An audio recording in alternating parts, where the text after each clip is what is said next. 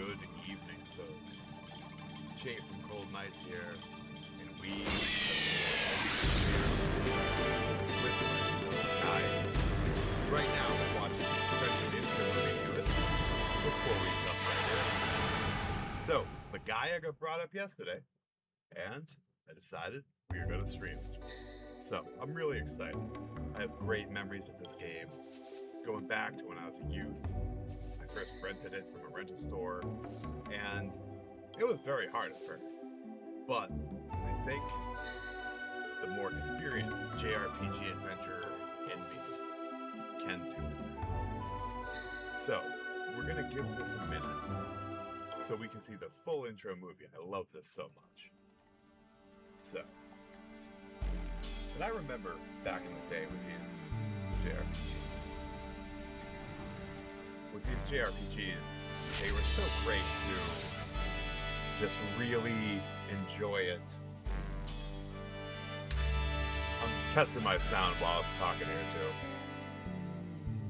How's that? Does that sound better? Hopefully. Maybe. But look at these great intro movies. There's always a special part of picking up a role-playing game to watch these, especially in Square games. Always a treat. So, we're checking one out right now. Look at that. These graphics are top-notch back in the day. So we are playing this physically on the PS3 with the original PS1 disc. Because physical gaming is where it's at. We all know that. This game is very interesting for the fact of it being a turn-based game with fighting, almost like fighting game style combos for moves. And it was something really interesting. So, as soon as this wraps up, we're gonna dive right in.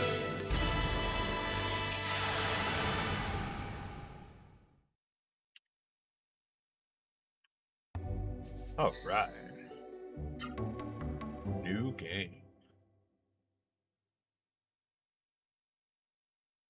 It's been so many years, this is going to be like completely new to me, which is always fun. God created the heavens, the earth, and the seas. After creating all things in the universe, God created humans to rule over this world. Yet while possessing the wisdom of God, humans were physically weaker than the wild beasts, an impulsive spirit. Many times did the humans come close to dying out forever. Concerned about the humans' future, God gave them a mighty force with which to aid them.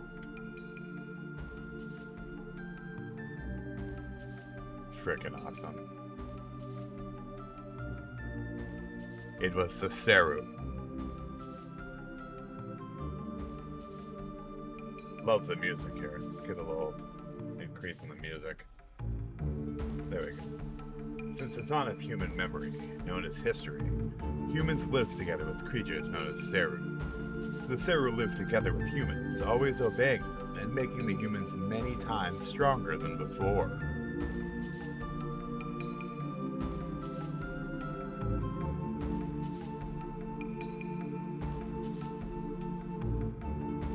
When not worn by a human, the Seru looks much like a stone figure. However,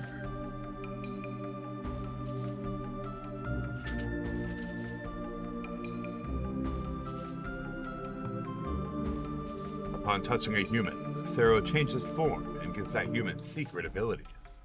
With a Seru, a human can lift objects heavier than itself and even fly in the air at will.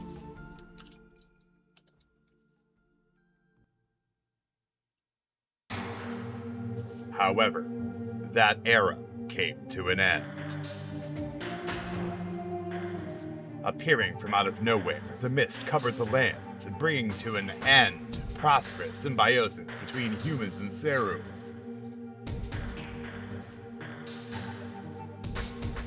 After the thick mist came, the Seru, who once obeyed humans, rebelled against them.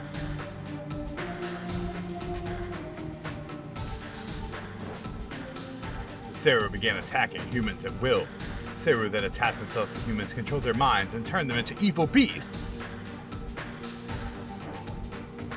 That thing smoked her out real quick. That was brutal. As if forsaken by God, human civilization collapsed. Those who escaped the mist inhabited the desolate areas and protected each other. Now their faint hope is their only source of inspiration. Yeah, this is a real classic. We had a great time with this when we were younger.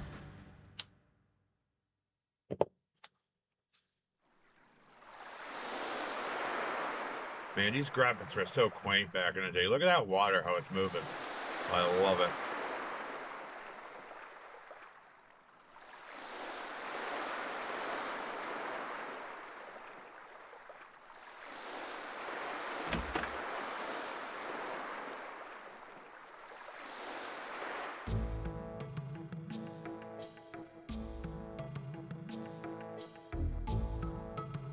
And of course, we'll call him Vaughn, as he is supposed to be.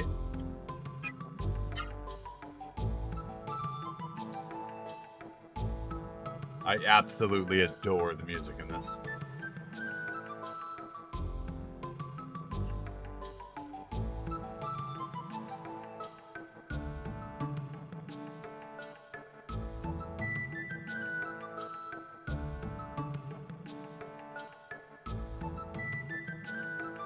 Dude looks like he's tripping out. Vaughn, I knew you'd be here. The mysterious Genesis tree. This is a soothing place. You always liked this tree. Tomorrow, you will become a hunter, an adult. Were you praying for a successful hunt? Of course. That is good.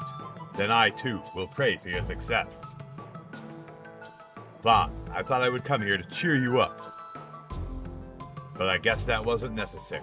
You will be a fine hunter. I'm counting on you from the bottom of my heart. Yeah, you trip out looking at the trees?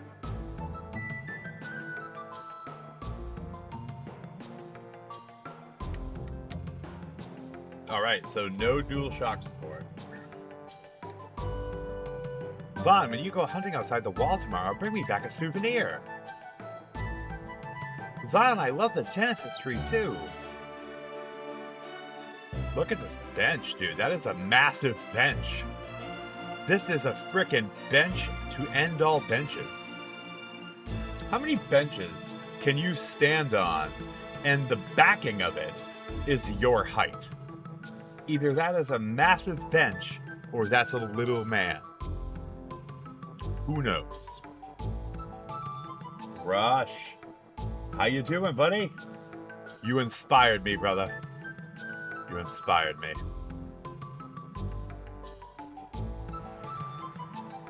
Alright, what do we got going on here?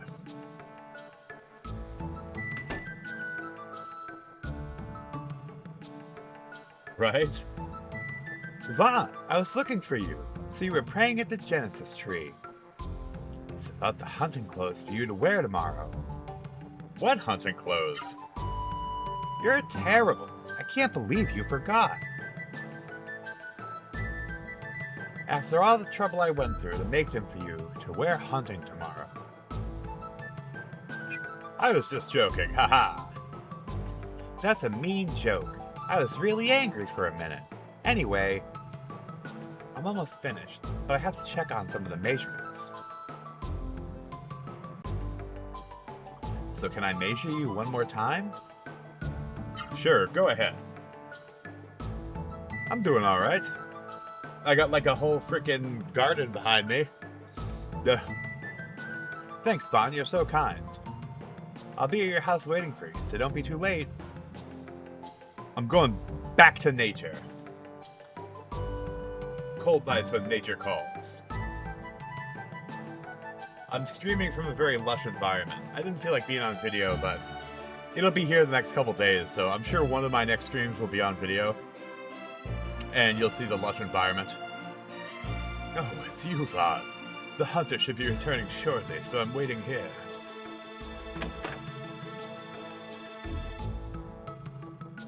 The The houses look great.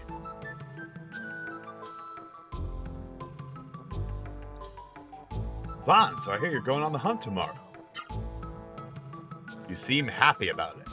You're happy about going outside the village, aren't you? There's no one here but old people and kids. It's so boring. Oh, Vaughn, will you listen to what a pathetic man like me has to say? Sure. You will? I'm glad. You're such a good child, Vaughn. It's a story about something that happened many years ago when I was out on the hunt. We caught much game. I was in high spirits, so happy that I dropped my guard. Suddenly, the wind changed direction and the mist came. I thought we could escape, but it was too late. The Seru monsters came from the mist and attacked us. That's how I ended up like this. I survived, but could never go out on the hunt again. Now listen, Vaughn. Never underestimate the mist. The mist is a terrifying thing. He's always complaining. He used to be so strong and tough, but now, he's just a bitch.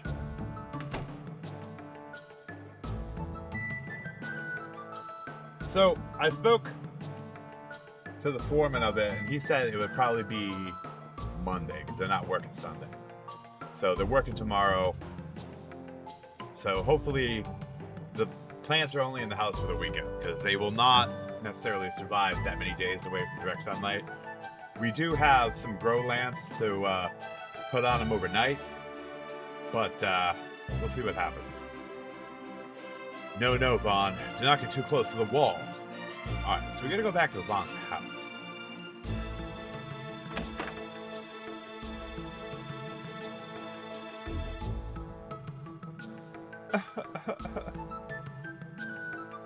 Oh, little Vaughn, you saw me crying. How embarrassing. Long ago I had a shop here. I sold many different weapons. While I was cleaning, I began to remember those days and suddenly started to cry. Someday, if the mist clears and all the people come back, I'll be able to open my shop again. Vaughn, you must promise to shop at my store. All right? Hell no. No. We're not doing that. I'm not falling for your crocodile tears. That's not marketing that's gonna work on me. And I'm snooping around your house. The drawer won't open, it's locked. Mandy, how we doing?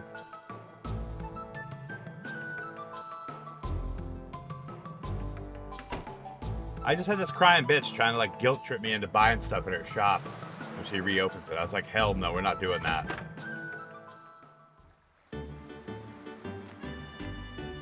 Love the music. It's getting late. What could he be doing? I'm sorry, May. That's Vaughn. I wonder where he's wandering and when.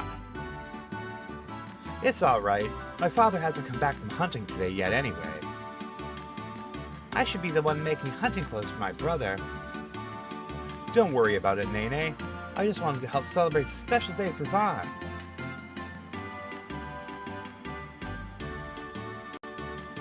It's crazy to think that this is once like the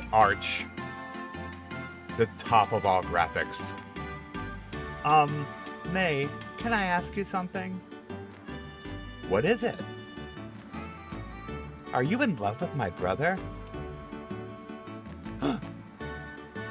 It's like, what up, bitches? Aha, I knew it! What took you so long? May's been waiting for you this whole time. You're always wandering around with your head in the clouds. Let's hurry up and take those measurements. Gosh, she's gonna recover from her terrible embarrassment. Vaughn, hold still. It'll only take a minute. I knew it. You've gotten bigger since the last time I measured you. He's a growing boy. You're almost as big as my father. Maybe bigger. It's amazing how quickly boys grow. Jesus, so much innuendo here. No, we really did. It's pretty crazy. All right, I'm done. Thank you, Vaughn. The Mr. Val, little Nene, if you'll excuse me, I'll be on my way. Thank you, May. Give my regards to Juno when he returns from the hunt. I will.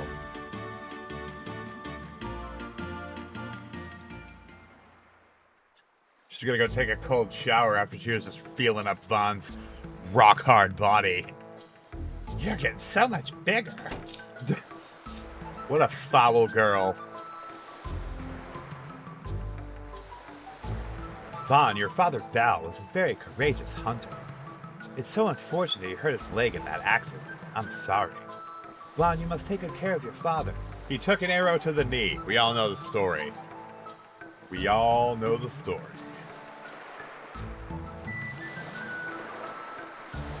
You were a child when the mist appeared, Vaughn, but now you're ready for the hunt. Time goes by so quickly. Taught you the techniques of Byron all your life. Do not forget them while hunting outside the village. Now then, do you want something today? I see. Before we practice, take this. I got a healing leaf. Now you're ready. Come at me. All right. Yeah, this is such a good game. Time to smoke out Tetsu. I'll show you how to fight while engaging in an actual battle.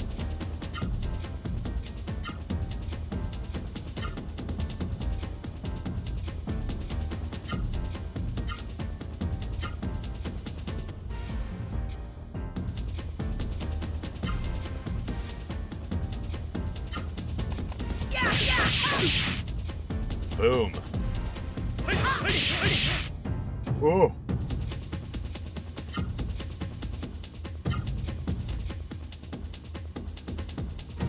Oh, we gotta do items? Okay. We're gonna use a healing leaf.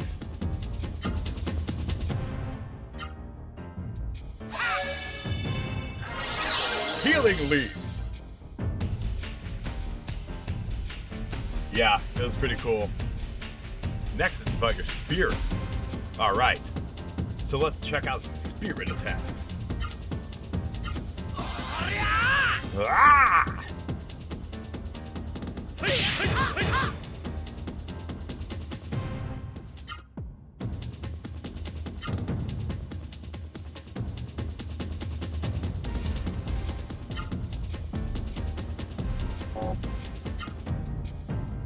Enter commands, so high, low, high.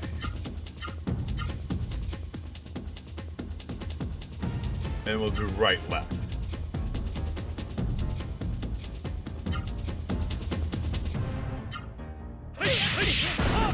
Oh! Yeah! Boom! Good. That's enough practice for today. I love the combat in this.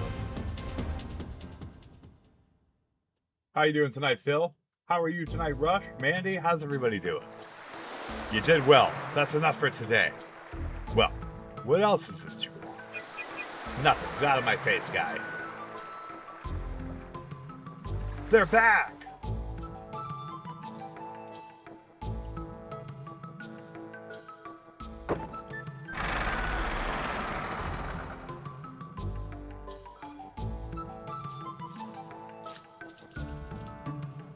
The hunters have returned. By golly, they were gone a long time. I don't have Legaia 2. At least I don't think I do. My PS2 collection has gotten so large and unwieldy it's hard to keep track of.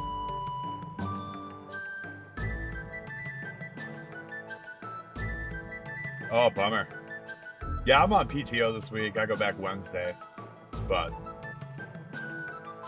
we had a couple weird things, like the deck. The timing was off on it. But my father's back. But not gonna let it bother me. I had a huge, nice pizza and pasta dinner. Some delicious garlic bread and pizza and mozzarella sticks. We had a good time.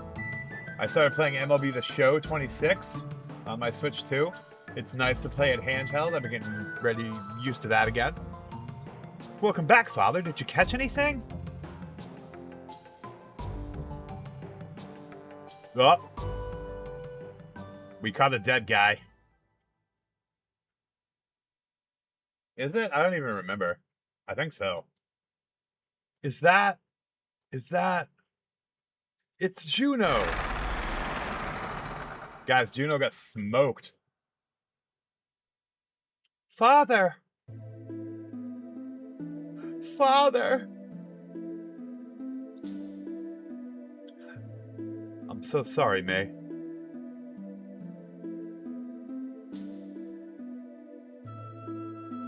It happened so quickly, before we knew it. The mist came earlier than usual. Juno was attacked by the Saru monsters. There wasn't anything we could do. Father. Father, wake up! Please open your eyes! Father!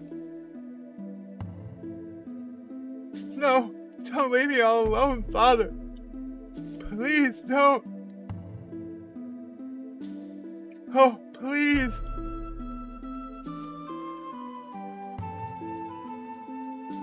And the story opens upon tragedy. Yes, Phil, I am, yep.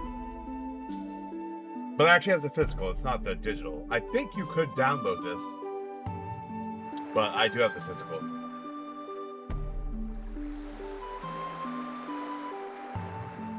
The mist always takes away the people we love. I hate the mist. Tell me, Father, will we always have to live in fear of the mist? When will we be able to go outside the village safely?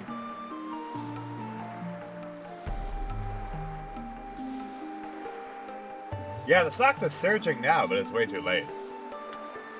Nay, nay. Father.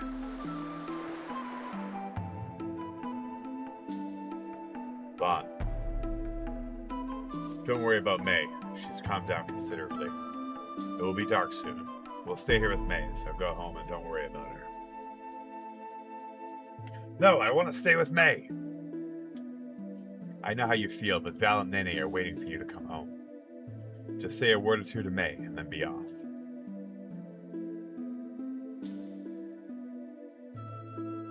Father promised me. He promised to take me all over the world once the mist cleared. Father, you promised. Very sad. We're gonna have to smoke some suckers to avenge him. That's what we're gonna have to do.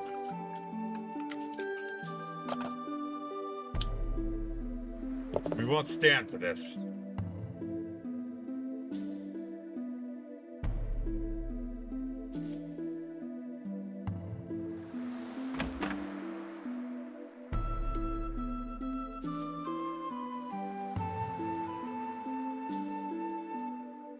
Vaughn, you look sad. I understand. Juno was a kind man. Soon the mist will come. You must be tired. Do you want to rest? Good. Rest well then.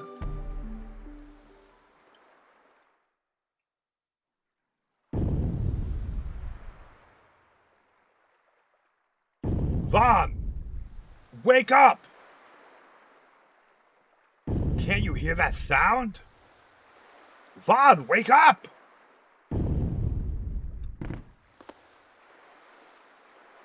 Are you awake now? Vaughn, listen carefully to that sound. I think it's coming from beyond the wall. Vaughn, would you go take a look for me? He's like, hell no, I'm not doing that. That's a good son.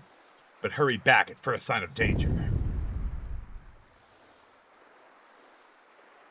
I'm scared.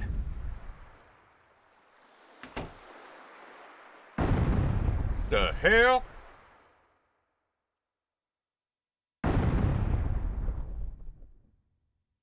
Bring it.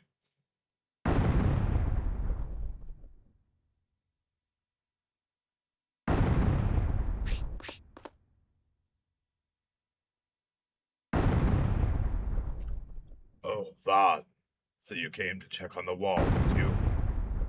This wall has protected Rimelm from the mist for over 10 years. Hopefully it will stay standing forever. Quite impressive. Look how many puny humans survived. What? What on earth is that? Pitiful creatures, you humans. Living in fear of the mist, you scream at the sight of a Seru's shadow. Pathetic humans. My stomach grumbling. In this desolate place, you thought this flimsy wall would protect you from the mist. Humans, you are but insects. The time has come to abandon your foolish resistance. I am Zito. I have come to bring the salvation of the mist to you miserable creatures.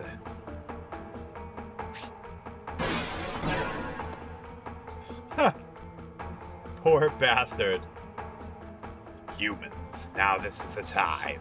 Accept the mist.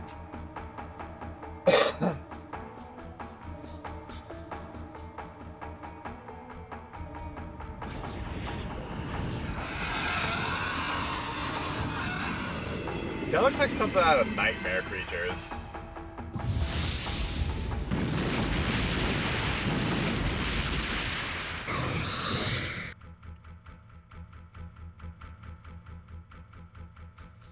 Yeah, absolutely.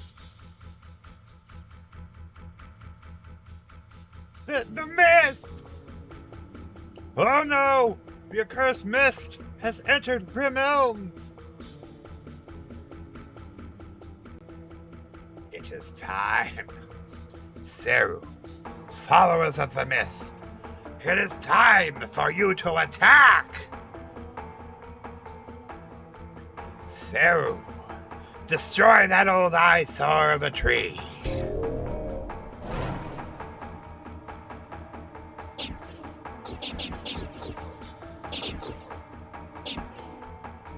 Ah! Oh! I think it was biting her ass. That's terrible. Save yourselves by accepting the serenity of the mist without resistance. Hell no.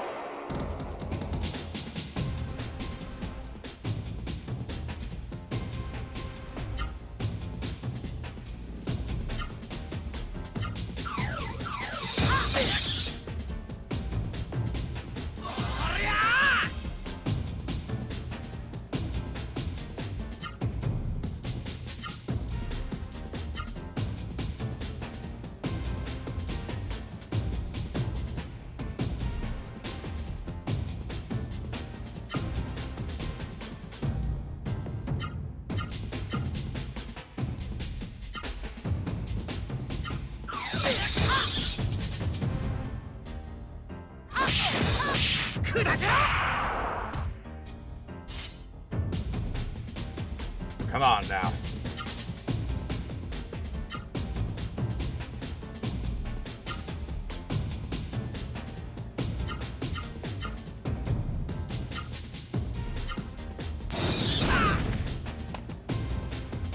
Ouch. Yeah. God, you just got a bow right in the beak.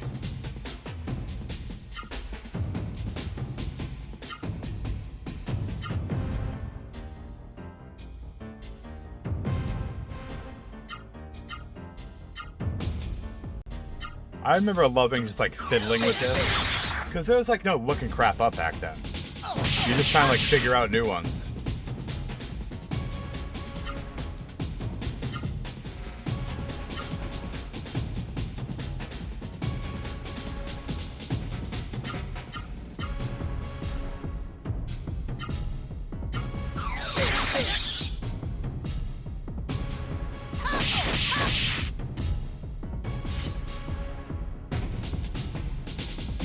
Damn, bro. This thing is not messing around.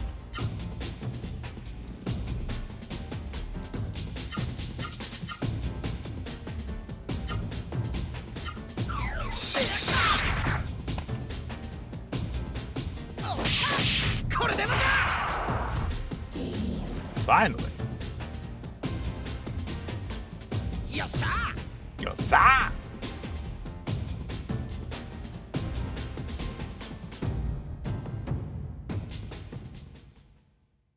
Go Vaughn.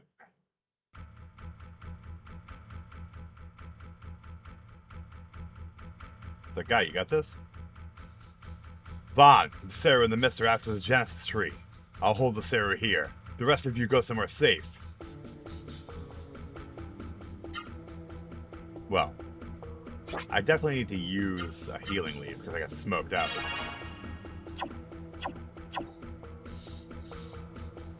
Can I save all the time? No. I have to get to one of the... I think it's like a... I don't remember what they look like in this. Bring it on, bud.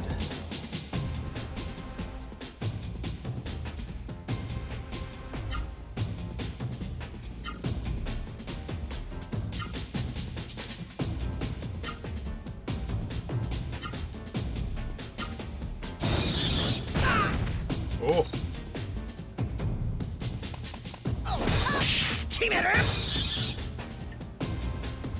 Wow, that was a complete miss.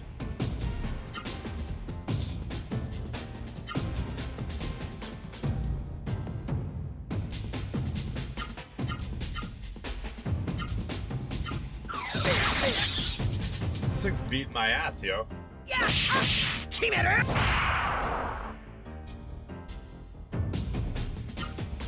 I think a second one will level me up, so hopefully.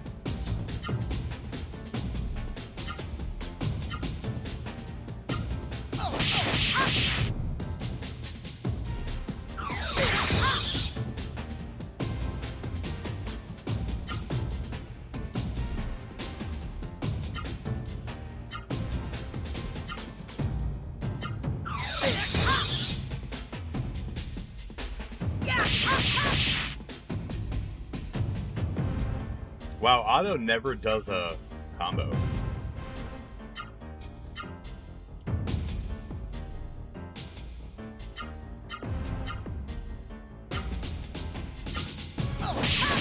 That's what you get, guy. Damn, man, this guy's got like infinite life.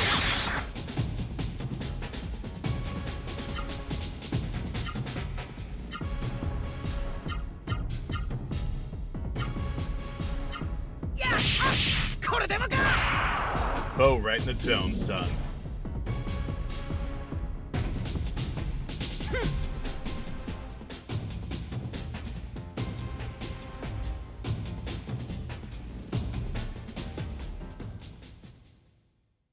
Oh, this did not level me up. Damn. Good thing they give you these leaves, because you really have to be having some trouble getting up the leaves.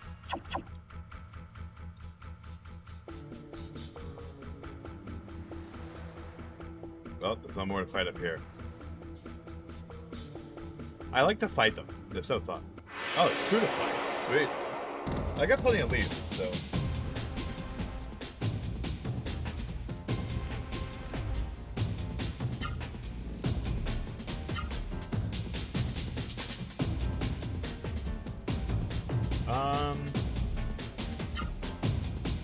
Let's do... What did I just do? Damn it, I just did like a random attack. Begin. Spirit.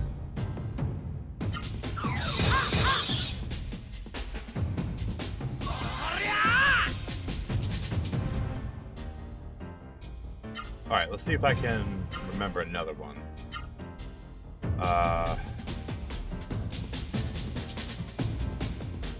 Was it...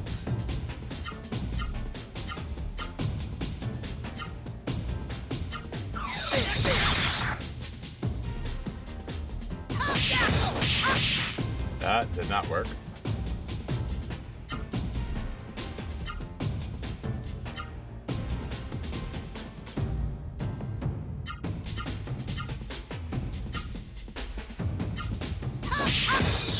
Yes! That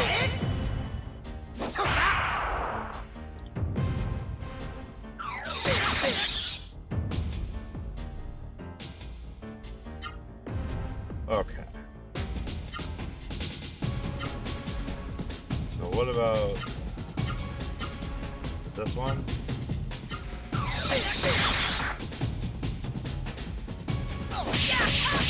Nope. Darn it.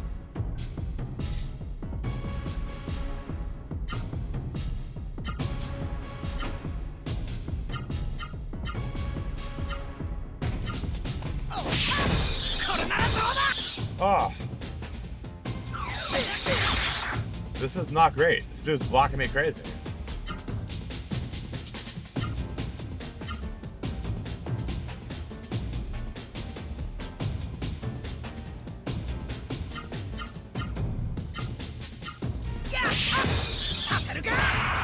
There we go. Hyper elbow right in the dome piece. I think he might level me up. Yes! Bond, stronger than ever, baby.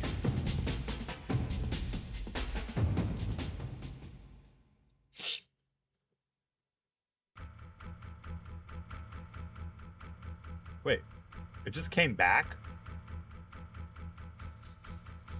I definitely killed that one. Whatever, I guess we're grinding.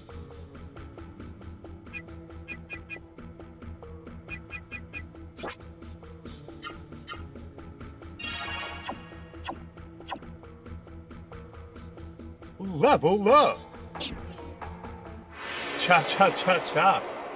Thing is cheering on the other ones. This is the cheerleader Seru. Now, do I have...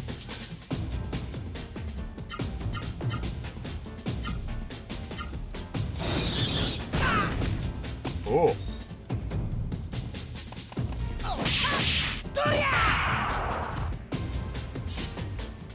Frickin' jerk.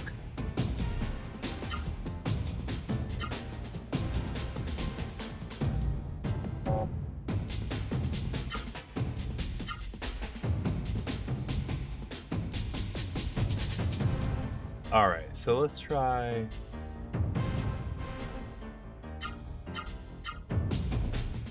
I don't know if I tried this one yet or not. Nope. At least we blocked that one.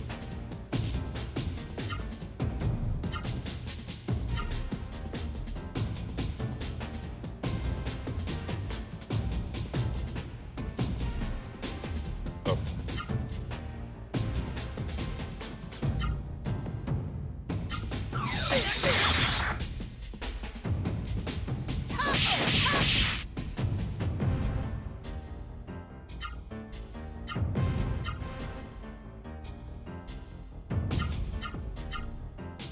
I think this is one?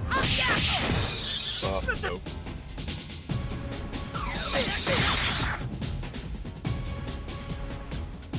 Maybe it was left, right, up.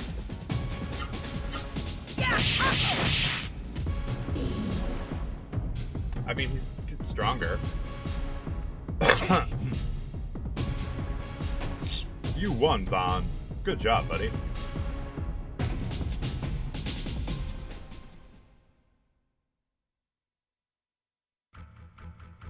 What does he have for life? 133.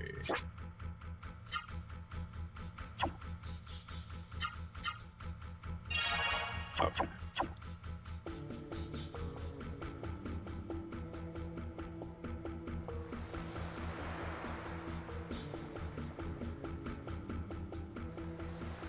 So there is one more to fight. I'm worried though. Oh, I'm also randomly encountering. Okay. Ooh, Gobu Gobu!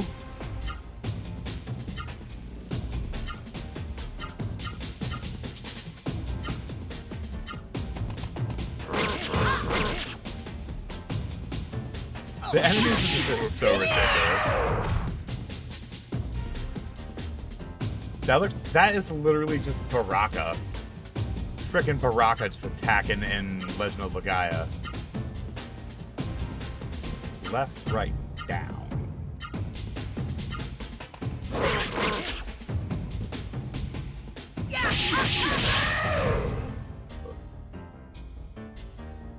I mean, that hurt him a lot. It wasn't what I was trying to do, but...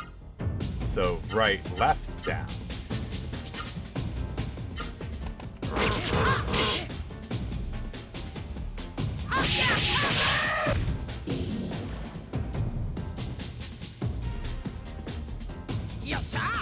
Yosa!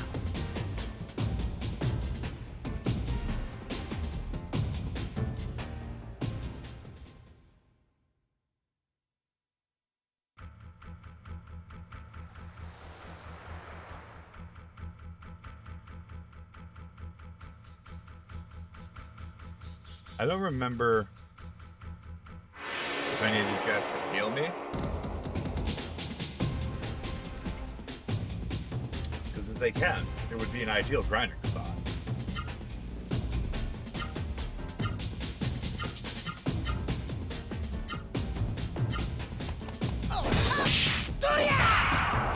I think one more will level me up again. It seems my defense is getting better.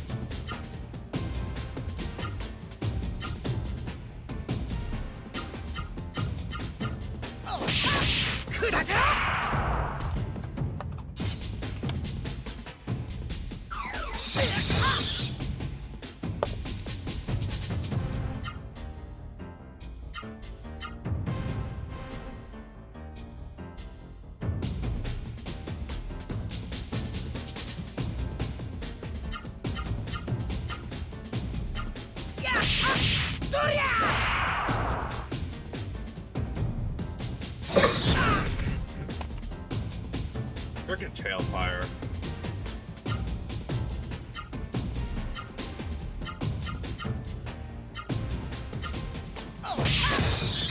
Dude, how we doing, buddy?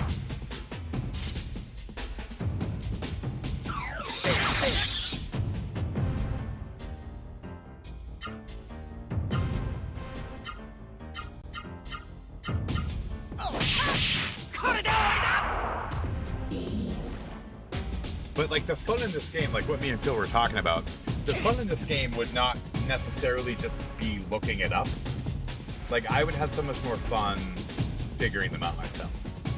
So like I would continue to do that.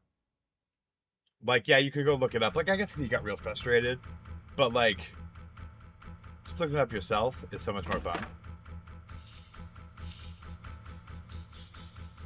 Fun!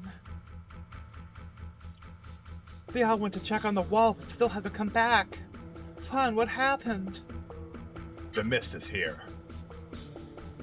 Oh no! That means the Seru monsters will come into Rim Elm.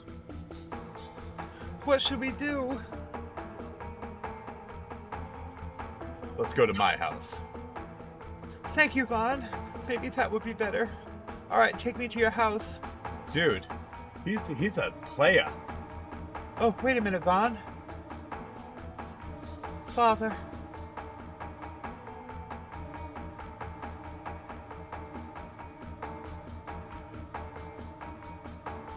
He's just getting girls to go over his house like right away. You did a good thing, Vaughn. May must have been uneasy all by herself.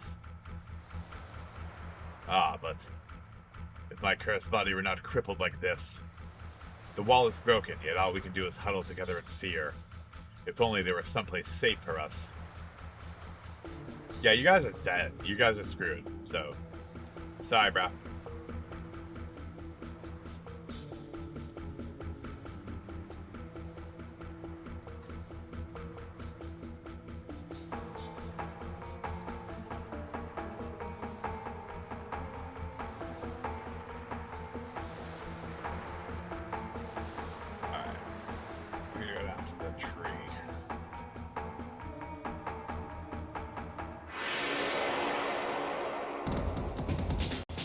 I could have sworn one of the houses could heal you.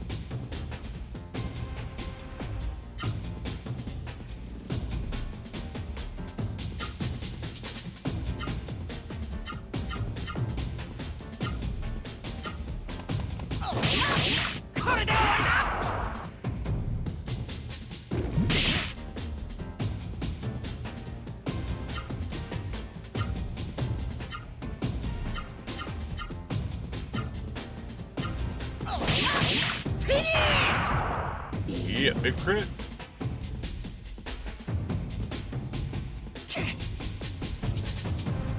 I'm pretty sure I'm close to level up again. Does the status menu have how much he needs to level up? Let's see.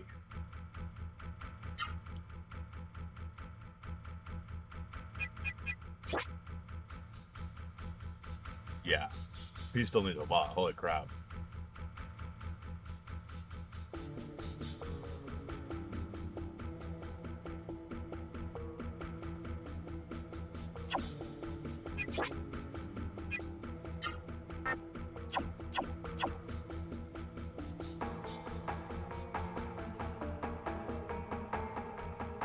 I'm trying to remember if any of these had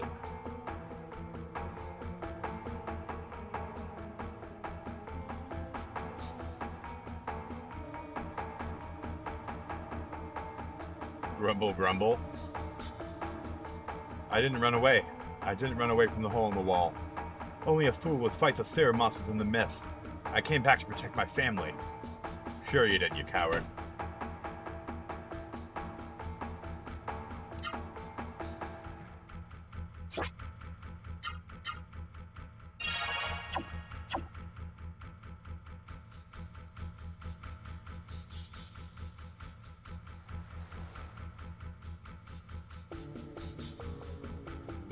Vaughn, I'm so glad to see you. I was all alone. I came here to get away from the Sarah monsters. Hey, have you noticed that the mist doesn't come in here? The Genesis tree is glowing. It's radiating some kind of amazing power. The Genesis tree is very warm, Vaughn. Go ahead, touch it.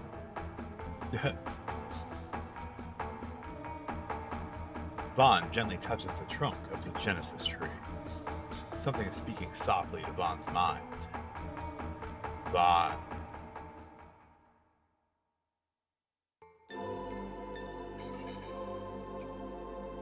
Vaughn. You are Vaughn, are you not?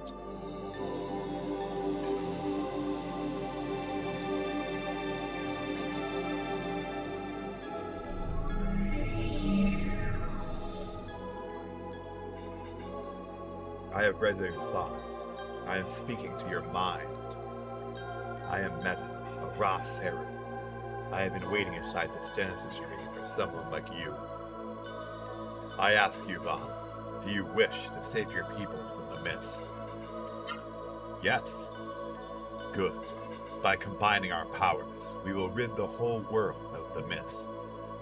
Let us pursue the same destiny as human and raw Sarah working together.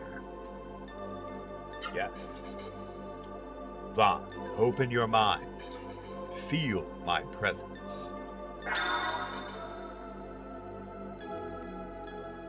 The approaching mist is killing the Genesis tree. I am too weak. I need the life force of the Genesis tree to be strong. To revive the Genesis tree, we need the power to change destiny. The power of the human spirit. Vaughn, hurry. Hurry and assemble everyone here.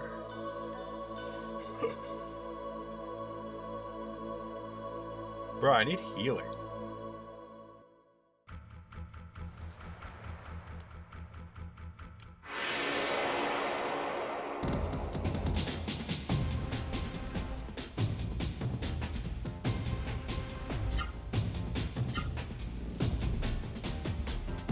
Meta don't know shit yet.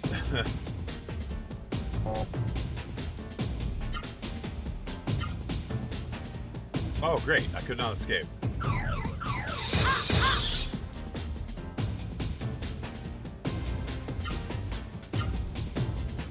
Okay, we successfully escaped. Good.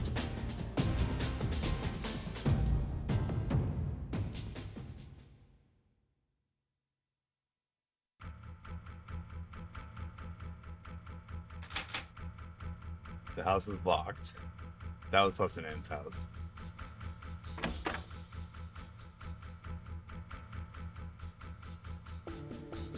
Hey, that's a Seru.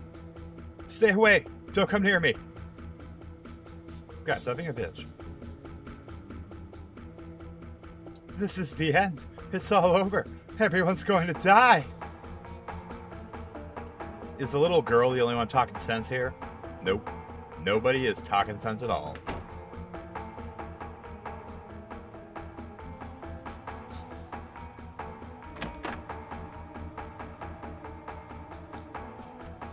Vaughn, what are you doing? That's a Seru. Take it off, hurry. Oh no, how horrible. Now Vaughn has been attacked by the Seru. Guy, we're fine. Just stop.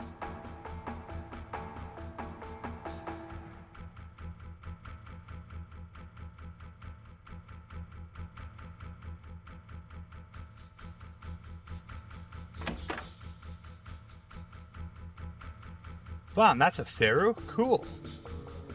Yeah, the kids are like, that's cool as hell. Look, something's wrong with Vaughn's arm. Something strange is attached to it.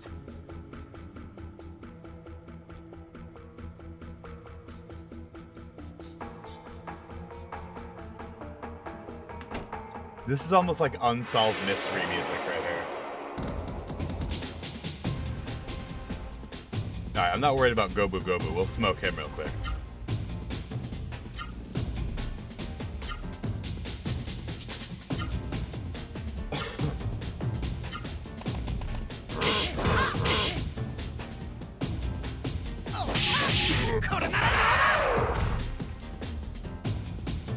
Damn. Getting stronger.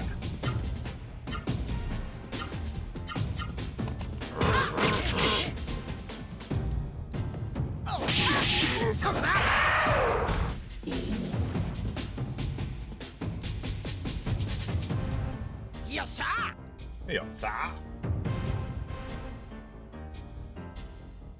Alright, so I think we need to go see our dad. And maybe Tetsu up there.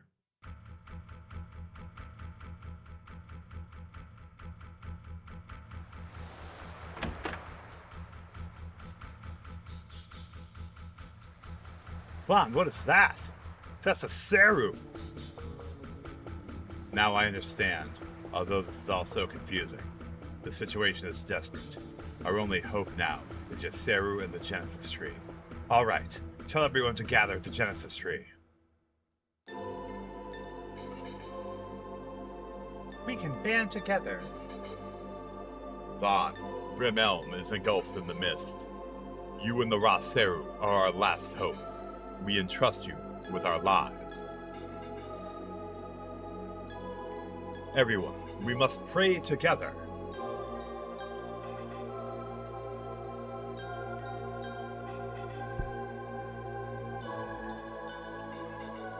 The power of prayers is strong. Now's the time, Vaughn. Go to the Genesis Tree. Awaken, Genesis Tree. Remember the instant the heavens and earth were born. Vaughn, you too must pray. Good. Harder. Pray harder. To push away the mist. To revive the Genesis Tree. Hope in your mind. Pray hard.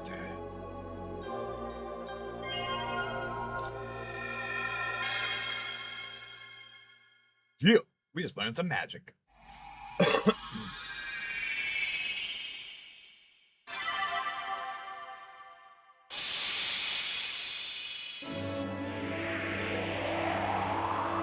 freaking awesome.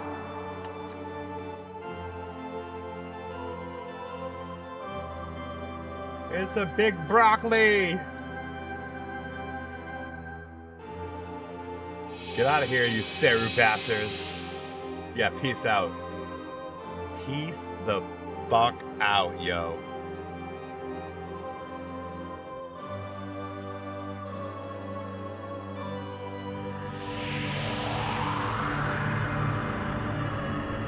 Game over. These games are a lot shorter than they are today.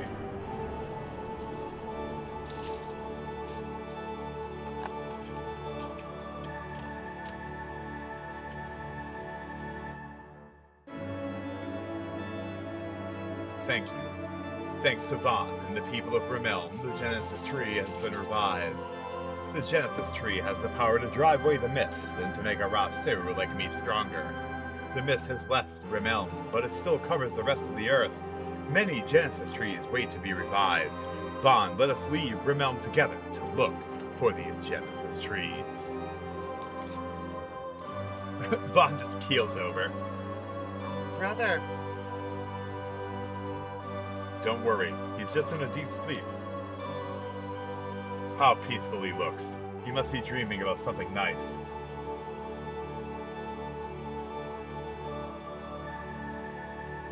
Yeah, it would have been really cool to have that, Phil. I completely agree. Vaughn.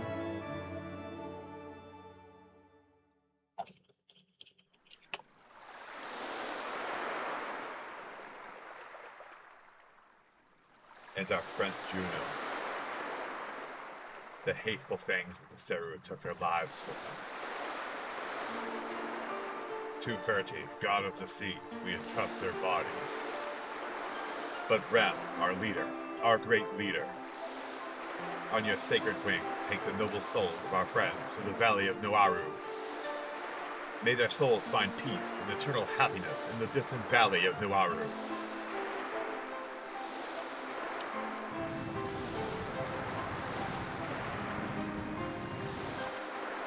Yeah, it's really good.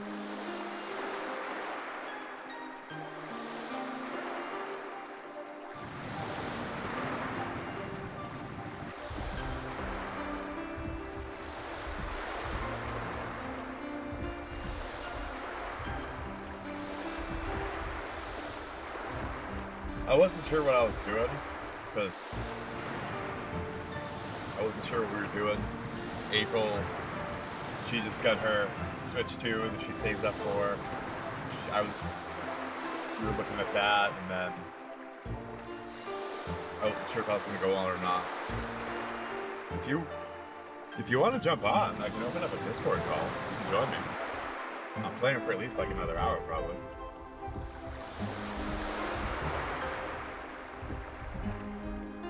Those poor people.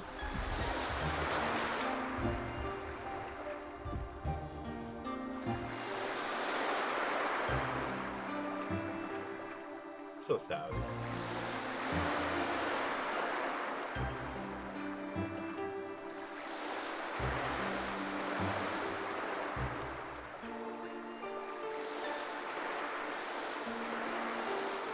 Mommy, where are Juno and the others going? To the valley of Noaru, dear. Far, far away, beyond the sea. Is Juno going to come back? Will he bring us good things to eat again? The valley of Noaru is very, very far away, dear. I don't think he'll come back. What a great scene.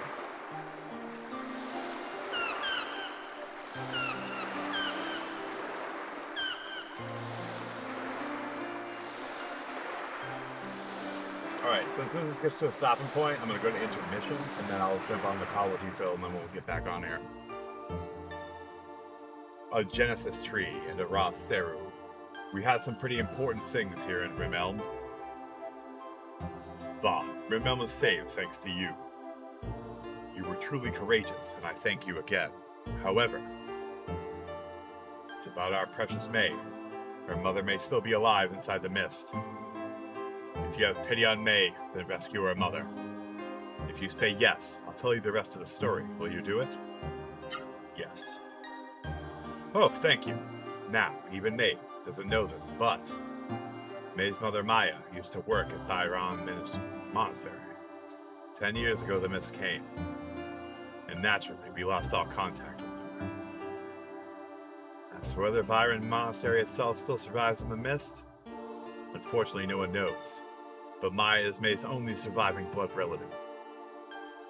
Vaughn, with a raw Seru, I'm sure you can make it to Byron Monastery. Vaughn, I'm counting on you.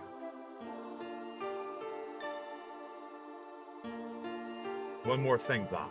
Keep this a secret from May. She will only be heartbroken if Byron Monastery has indeed been lost to the mist.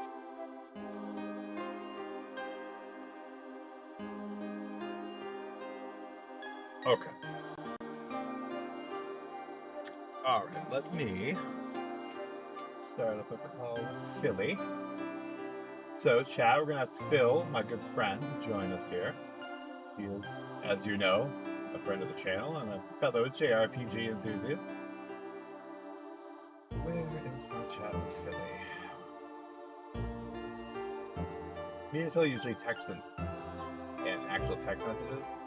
So he's like kind of down the line here on Discord. Okay. Oh, Phil, it's our 3-year anniversary of being friends on Discord. Isn't that great? Alright, so we'll start a voice call with Phil. And then we'll get right back to it. Hello. Hey, Phil. How you doing? This game is so... I'm doing good, man. This game is so awesome. Oh, good. It picked you right up. And apparently a Discord chat, it doesn't matter who is with it, it'll just pick it up.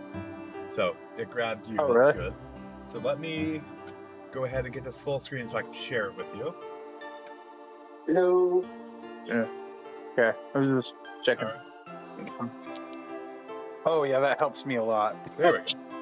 I was watching it on the TV. Okay. How you doing tonight, Phil? I'm doing good. I'm doing well, as good as I can be. You know, I got a little bit of an infection in my leg, but I'm doing all right. Doing good. It's healing. I got antibiotics, so I'm good. Well, that's good. I was talking to Zoo a little bit, and I was telling him about this game because he had no idea. Are you serious? My frickin' save point Yeah, was in he had here. no idea about this game. Huh? I forgot that the save point was right in here. You know, Like, I haven't played this in years. I was all stressing out that I was gonna die. What the hell? Alright. Vaughn, do you remember that Zito? It looked like he was after our village's Genesis tree. Now, I think the shop might be open now. So what's going on with your leg, brother? I think it's cellulitis. And yeah, it hurts, but I got antibiotics now. I probably should have got them a little bit sooner. Damn. It sucks because it's like right. It's walking, then I get the infection. It's gonna put me out this whole week. So Wow. I'm like, well, that sucks, but. Alright, so the warrior boots are great. Alright, so that was good. You got enough healing items? I probably Oh gosh, did. you only have gold. You only have gold to get one. I think there was healing items in some cupboard or pantry or something somewhere. I remember that, Yeah. but I don't know where it is. I could be wrong. I think it might be in the next village. So I'm gonna... I could have swore there was some items somewhere, items you can get in this town. I know there is. It's just been so many years since I played this. Alright, so I got him all the equipment. We'll check around real quick to see if I can find any healing items. And then we can probably get some, or get enough money from some battles. Yeah.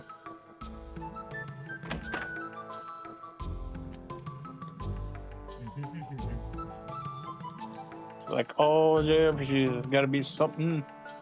It won't open. I wonder if you get a key to unlock that earlier. Yeah, Later. I think we do eventually.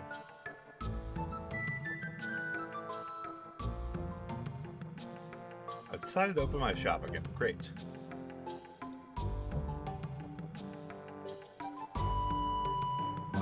No, I don't need to learn about weapons and armor. I got it, bro.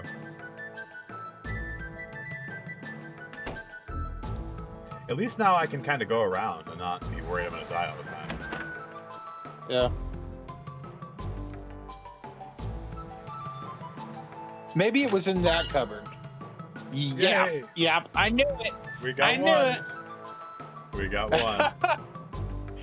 There might be How one did I more. remember that when I only played I played the demo and then I played the original like a long time ago. I cannot believe I remembered that. There might be one more, and what's her name? Yeah, House any down big here. pantry thing might have something in it. And I don't know for sure. Well, that's great. This house is locked. Jerk. Let me break in. Right. There might have been one in there that I can't get to now. Oh yeah, because it's her house, isn't it? Hey, Solo. Oh well. Yeah, man. You can't beat retro games. And that's not saying that there's not great experiences that you can have in newer games, but there's something so special about these games, no matter how you shake it. Like, there's some people that I don't think have a taste for it, and they'll play it and they're like, oh man, that looks awful, or the graphics are awful. And I'm like, bro, you are missing out if you dismiss these games just because of the dated visuals. Like, it's part of the appeal. These visuals are dated. I just think it's an art style choice because, well, I mean, I know technical limitations, but I see that we see so many indie developers making games that look like this. Yeah. And it just makes my eyes get so big, and I'm like, oh, I want to play it right now. Well, when I just played through Elliot like purposely has graphics like this, and it looks great. Yep. I would really love them to make some kind of like remastered collection of these games. I mean, I don't believe it, man. Sony, you have so many great JRPG series, and you let them all die for your AAA QTE movie cinematic action games. And I'm like, ugh, I'd rather have this and like a bunch of sequels to this. Wait, Vaughn. Than that. Phew. Oh, I'm glad I made it. Here, I brought you the hunting clothes I promised you. Nice. And this is a gift for you, to thank you for rushing to check up on me yesterday. May's pendant. Like, look at that scene right there. Yeah. Yeah. With the wall and the sky and them staring at each other like that. Like, it looks so damn good. I know. The most they could do, I wouldn't change a single thing. The most that I would say they would do if they did HD collection is you could kind of smooth out the jaggedies a bit. Yeah. So they're a bit more cleaner, so you could see more of the detail. But outside of that, nothing else. Keep everything else the same. Yeah, absolutely. Yep. Hey, Vaughn, what's the matter? Mind your own business. Are you all right now? Yes, I had a good cry. You can see her little tears in her eyes right there where it pinched. And making your hunting clothes took my mind off everything. Vaughn, I heard from the village elder that you're going on a long trip. Well, take care. And don't forget to wear that hunting outfit I made you. And be sure to come back when you finish whatever it is you have to do. I mean it. You'd better come back. I've never been good at saying goodbyes. So I have to go home now. Sorry. I'll be waiting for you to come back, Vaughn. You are way too good at doing that female voice. It's kind of weird. Yeah, I like it. It gets me off. What can you do? Oh my gosh! Yeah, it's Now we just need to find some crazy guy so I can go, yeah! Or anything good anymore. There you go, Rush. Rush has got the point in chat. Sony doesn't really do retro collections, right? Or physical games, or anything good anymore. I know. That I'll all tell ended you, though, with like the PS3, man. The PS3 it has been a retro collections. feast. The last money Sony's getting from me is those games I bought off the PS3. And I grabbed a whole bunch of the super expensive RPGs, the few that I don't have physically. I'm excited to jump into Xenogears. That's going to be great. That's one I had not experienced, and that's one I had not picked up prior. So I'm really excited for that. That'll be good. My copy of that I have was my uncle's, so it's very special that Someone copy that I have. clipped Yeah, that is pretty neat that it was your uncle's. Great memories. Yeah. Someone clipped that. What rush? Me saying I get off on it? Yeah, clip that.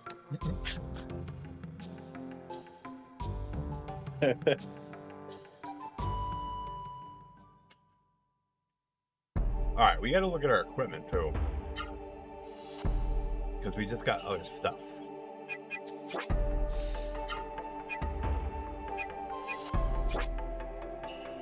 Oh yeah.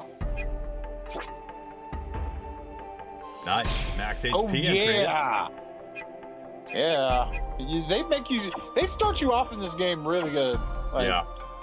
we're gonna give you just enough money to get to get one equipment, and then we're gonna give you a bunch of other cool stuff.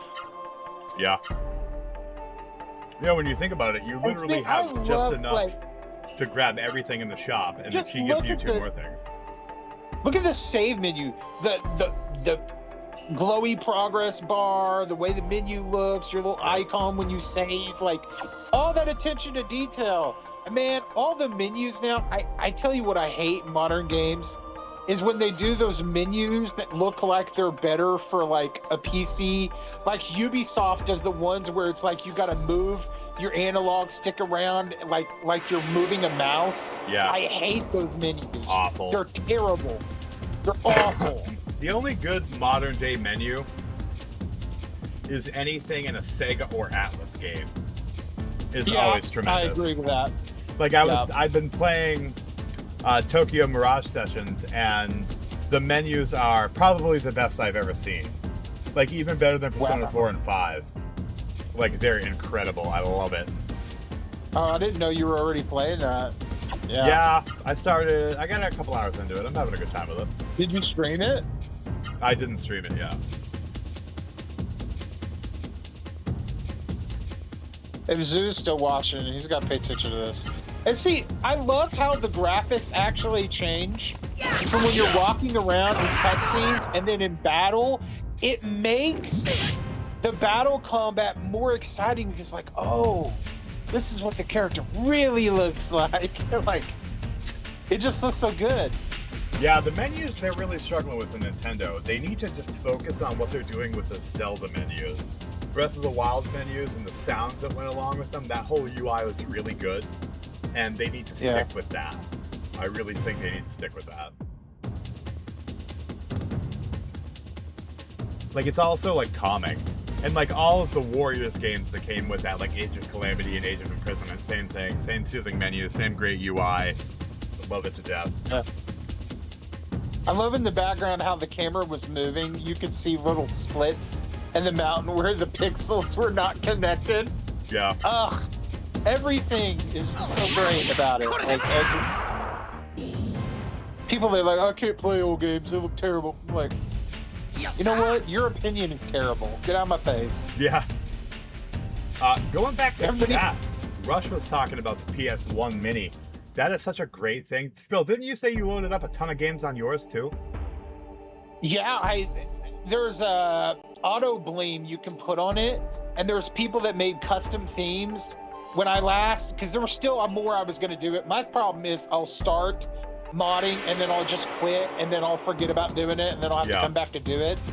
But I end up getting a menu, like a dashboard menu that was Resident Evil 2. So whenever I would move the icons and I click on anything, it'd make like Resident Evil sounds. That's awesome. And it was so cool because it had Resident Evil art all over it. And there's all these custom menus. There's some that make it look like it's a 90s video game room in it with like posters on the wall and stuff when you're clicking on the menus and games.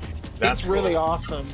And you can actually, I know like the PS Mini didn't have DualShock, but you can use all these 8-bit DOE and third-party controllers. And there's even support they can do where you can use your PS3, PS4, and like PS5 controllers somehow through like Bluetooth or whatever.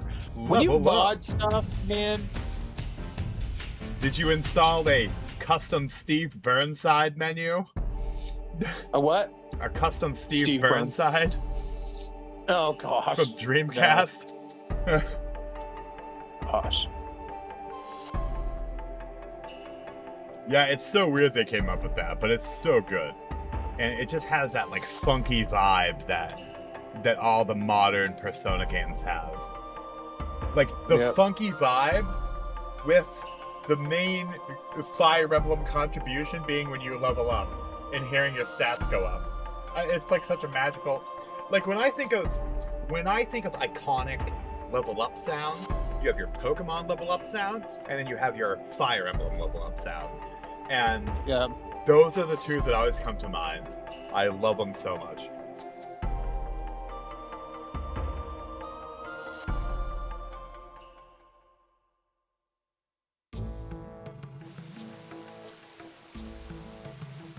Oh, Vaughn, I'm glad you came. I'm impressed. You made it here all by yourself. Ha! You're so confident. You're a lot hardier than us hunters. By the way, Vaughn, you see that guy over there? Don't know him? Well, we come here often, but this is the first time we've met someone else here. He says his name's Lazam, and he was telling us the most amazing story.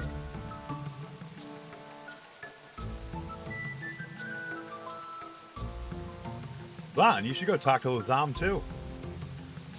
Guy, I need to go over here. A strange script on the pedestal that reads Secrets of Fighting. I don't want to read any part of it.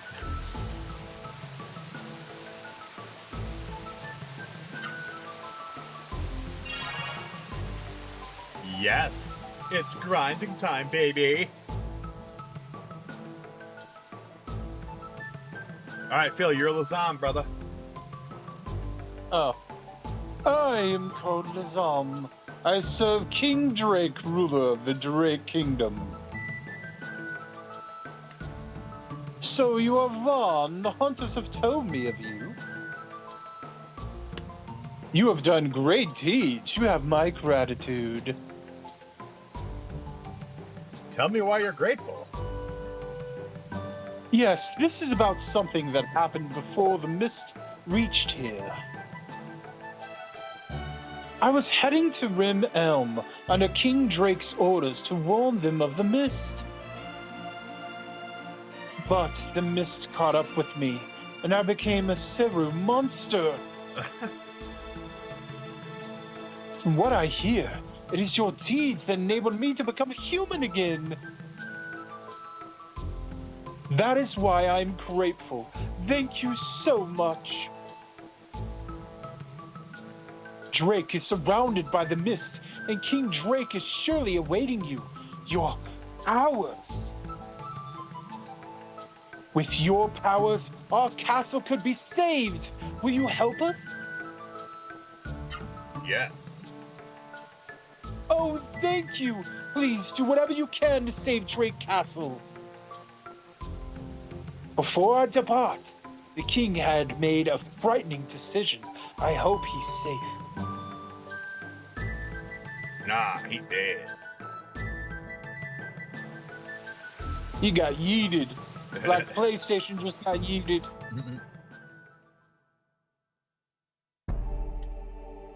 I love when you find places like this. So this means you can grind a bit. Yeah. There's just so many cool little different art things going on. Like you have the in-town maps and the overworld maps and then the battle maps. It's just, oh man. And then the fog in the back. And that's one thing I love about old RPGs, where it breaks away, it shatters the screen, and then it comes back. Oh my god, is that Stank C? That's a Butterfree, catch it! It's Stank C, bruh!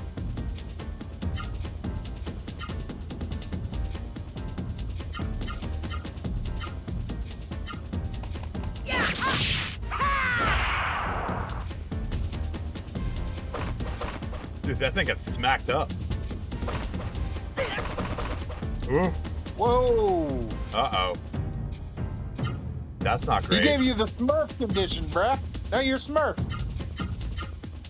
The Smurf status.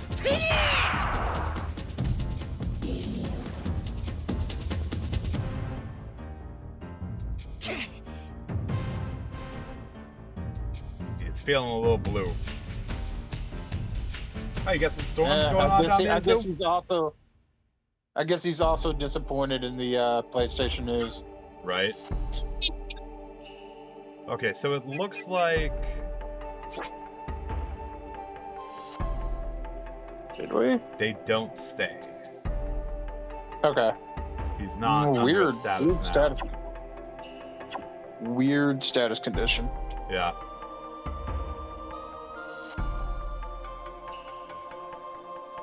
The only thing I don't like about this is you can't run on the overworld. Yeah, it looks like you're walking at like you got crap in your pants. Like, look, looks like he's walking like he's. I gotta get that bathroom. I'm about to crap myself. He's trying to hold one in. Go, go.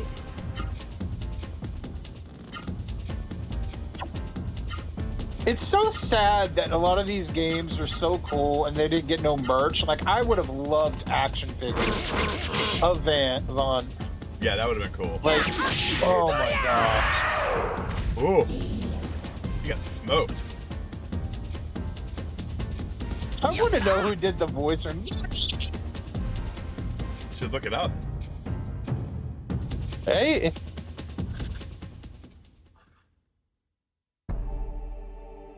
Maybe it's the voice actor of Steve Burnside. Maybe.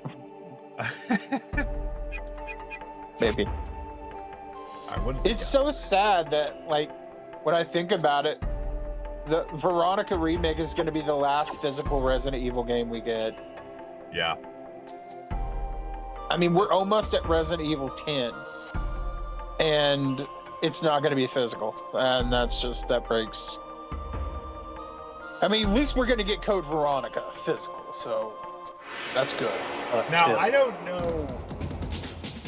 What did Does It Play say about Requiem on the PS5? Was that complete on the disc, or did it have the big download? It was functional on disc. It's a fine build. I kind of hoping that when they drop more content, because they're supposed to make more content, they'll do another physical, but no one caps on them. They'll just put in a code in box or something. Yeah. They'll put a code with the vanilla version of the game, but the vanilla version of the game is perfectly fine. I'll look it up real quick. Let's see.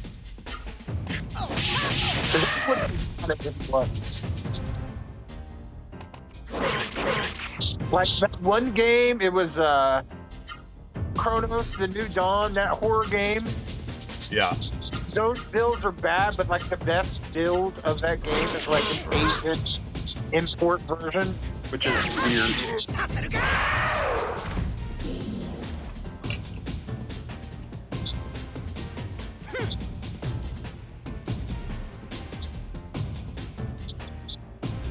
Oh, wait, yes. How you doing, brother?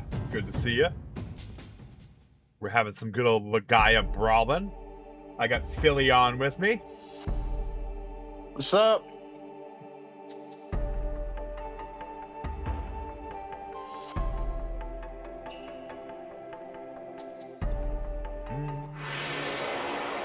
So we get more go boost. Yeah, they say the build is good. Runs at 60 FPS. That looks so much like Stank C, dude. And minor little tiny things, but they're not nothing. It's an overall solid, fantastic build of the game. So, believe it or not, they can come out with AAA games that aren't absolutely dog crap like that Assassin's Creed Racing. Oh, nice. Did you have a good time, OS?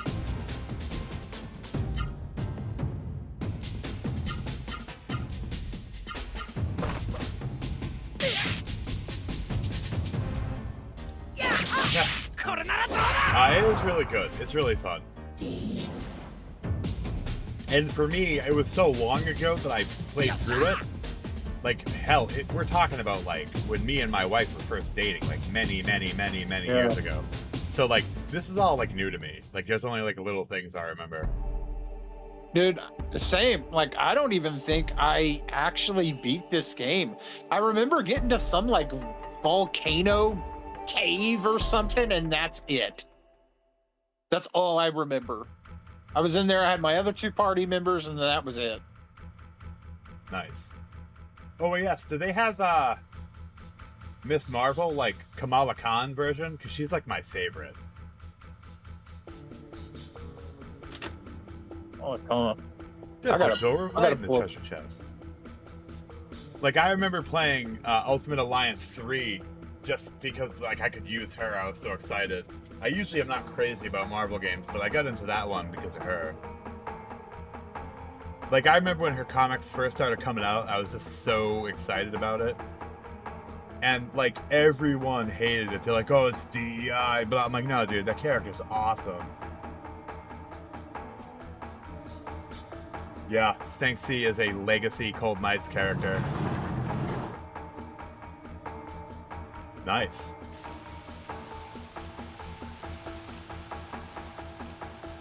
Look at that, man. That looks so cool. Like, the pixel art in these games is so good. I know. Like, look how much detail there's. Even the glow around your character, the light. Yeah. Like, come on, man. You cannot tell me that this game wasn't had a decent amount of budget and effort put into it. And I love enemy designs. The transitions, too, are really good. Yes, it's so smooth. It's so good. I almost wonder what a remake of this would look like. Like, I would want to keep it turn-based and everything, but I would just like to see what a updated look. Yeah.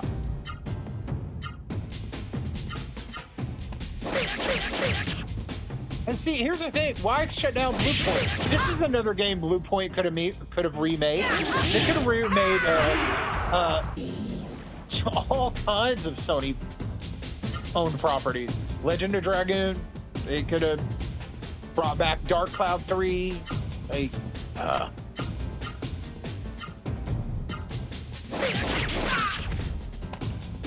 Yeah, there's so much that could be still done.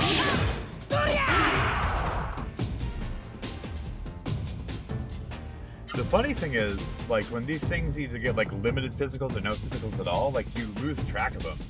Like, I was looking through the Nintendo eShop the other day, and one of my all-time favorites, Croc, I had forgot that the remaster was being done, and it's out. I don't even know that it had a physical at all, and it got touched up, and it fixes the tank controls. So I'm excited to jump into that at some point. Does it have a limited physical? Yeah, it has Rocket Games, limited run, formerly limited run dead. Yeah, they have a physical of it. The PS5 is currently out of stock, but it's coming back in, and they have it physical on the Switch as well, and it's still available on their website.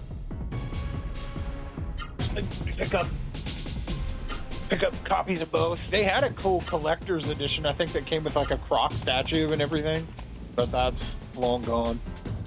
Yeah, the thing ran away. Did that enemy run away from you? What? Yeah. He was chicken shit. He's like, I gotta get out of here, son of a bitch. Oh, nice. I always liked Jubilee.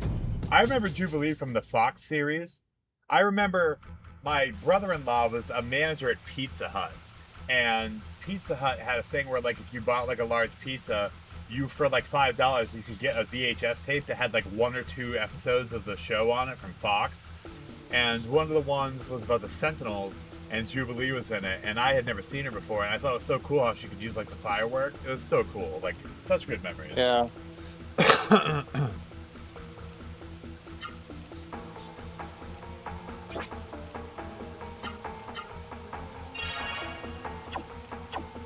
I kind of feel like you probably should have went back to town. How much gold do you got?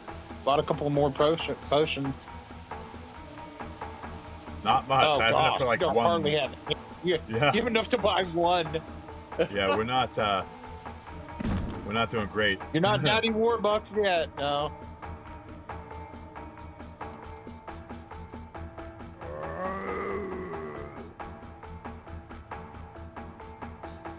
There's a sense of sadness in the eyes of the Seru. Vaughn, take a good look. This is a human possessed by a Seru. I've looked into this person's mind the same way I spoke to your mind. But the Seru controlling this person's spirit is too strong, and I couldn't make out any words. The only way to return these people to normal is to drive away the mist.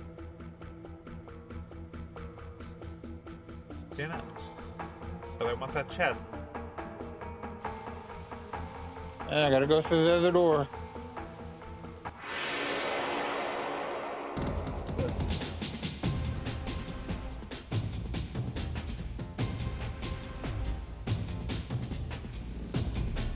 Nice, X-Men 97. They're remaking Legend of Dragoon? It's funny, I just had that in my hand when I was digging for this over my bookcase. Yeah, it absolutely does.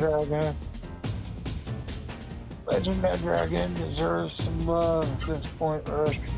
Yep, sure does. If they remade Legend of Dragon, I would both be happy but cautious because I would cry honestly because, but I would also be concerned.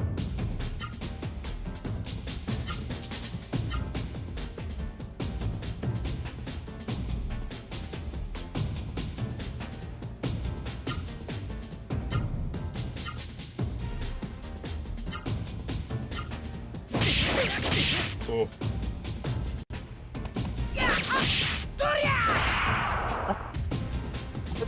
Got it. That's a game we never went back to. Yeah.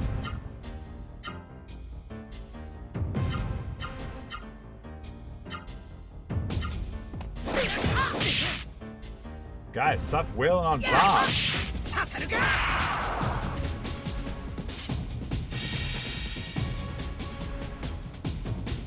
Ooh, nice, finally. Oh, you finally got that magic. I forgot that you can actually get their magic if you kill them or something. Yeah. I love it. Oh yeah, it summons them to do the attack. That is so neat. Boom, dude. That was great. Yosa! Yosa! So cool.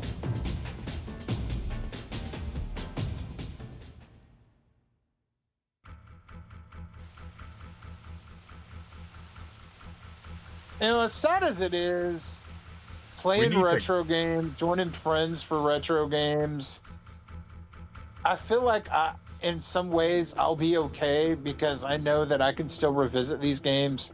And even if I don't have physical copies, me, you, Zoo, and all of our friends are watching. We have put so much money into these corporations. Rush, and at this point, I feel like... You have a good night. Oh, yeah. Good night. Good night. Good night, Rush. We put so much money into these corporations that at this point, I think however we want to revisit and enjoy these games, we can go ahead and do it. Yeah. So, you want to emulate, make backups of your games, mod your consoles, whatever you got to do to enjoy gaming, do it. Because they just showed that they don't do it. So, why should we? See, like, this game is fun to grind because there's so much stuff. Like, each of those monsters can get stronger. Uh-huh. And the details of the monsters is so cool. We've already seen so much variety in them.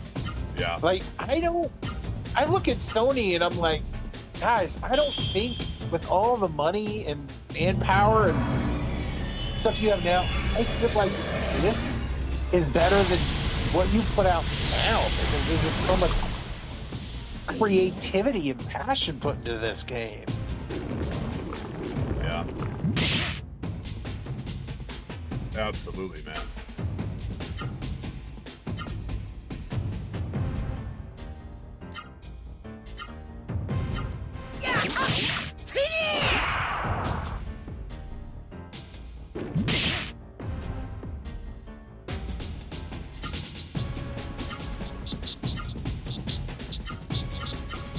think we're gonna have to grind a little bit to get some money. Get some things stronger. Oh yeah. Pick up one of these guys' abilities too. Vaughn, level up.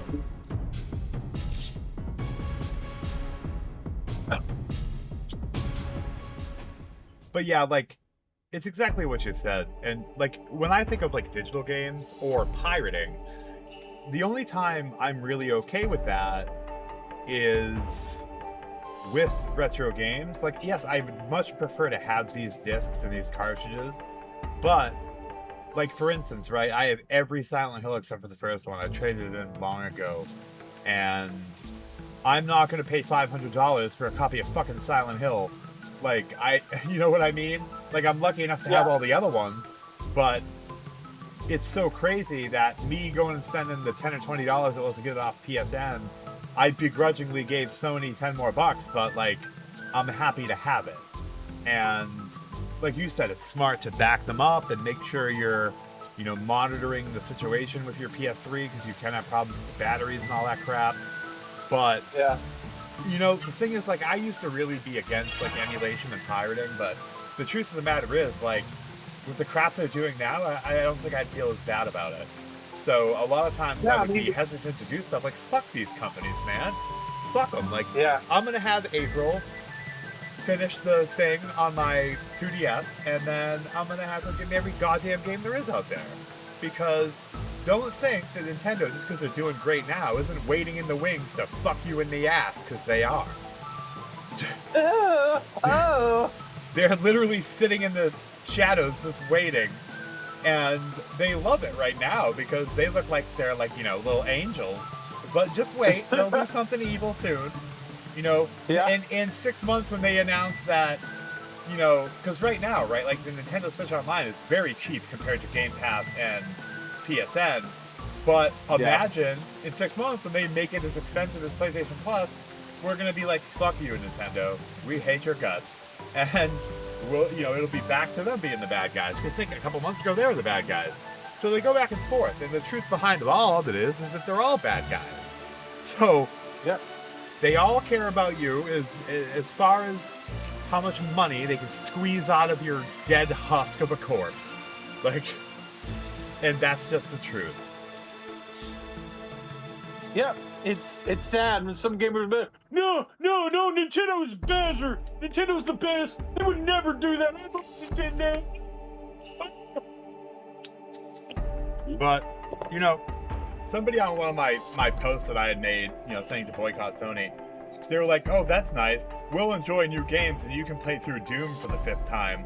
And I'm like, you stupid bastard. I have more games in my collection, and people like Zoo and Phil have more games in their collection than you and all of your friends on the internet, you stupid bastards. Like, there are so many things that I can enjoy, and I can enjoy them with you guys, streaming them, making videos on them, doing things together with them. This right here, I would, like, everyone right now is like, oh, Assassin's Creed Black Flag. I would much rather play this game in its dated form than play Assassin's Creed Black Flag.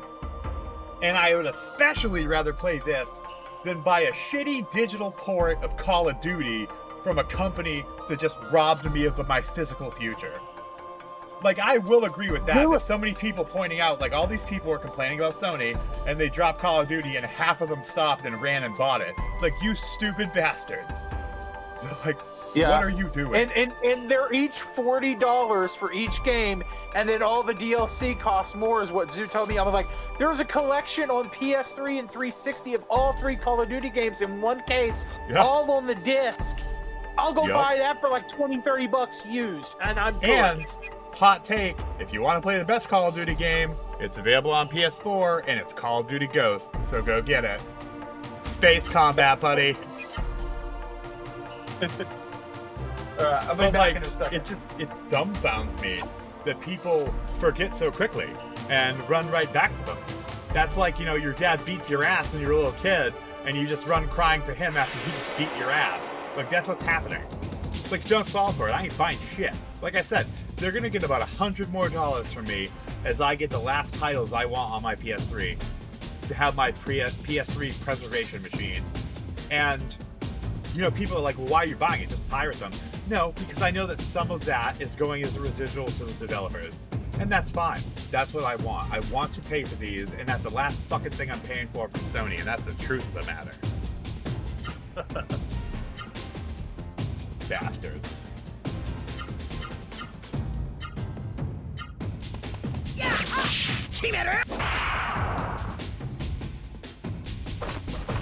Evil fly. At least I didn't get poisoned that time.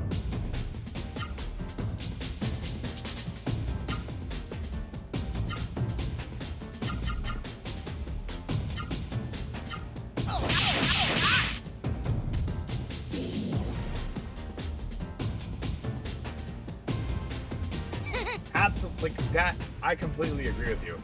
Like, I would much rather have like a new like a Guacamelee than some AAA game. Like, I would much rather have new indie games. I would much rather have a new Terraria or something like that, a new Stardew, than something like, we just need to get off it. Like, it's a shame. It's a shame because seeing the amount of people that jumped ship as soon as they released those Call of Duty things, and you know they did it to try to win people back. You know that was already the plan. That wasn't some emergency thing. They already planned it. They were going to use that to butter you up no matter what. So seeing how many people jumped for Call of Duty, how many people are going to jump and stop talking about it for Grand Theft Auto 6? Like, fuck Grand Theft Auto 6. I ain't touching it. Like, for me, personally, I only like the original 2 Grand Theft Autos that were top-down. Those are awesome games. Those were the ones that had the best radio programs. They had the most fun stories. Now, yes, it was simple graphics, but those games were amazing. Frickin', like, I have the one on PS1 that's got, like, the London 1967 stories and all that, and then they made games on the DS, like Chinatown Wars and all that. Those games were so good. Fuck modern Grand Theft Auto, and definitely fuck Grand Theft Auto 6. I ain't giving you shit.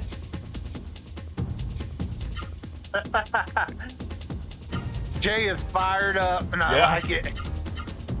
It's bullcrap, because, like, you see playing a game like this, how great it is.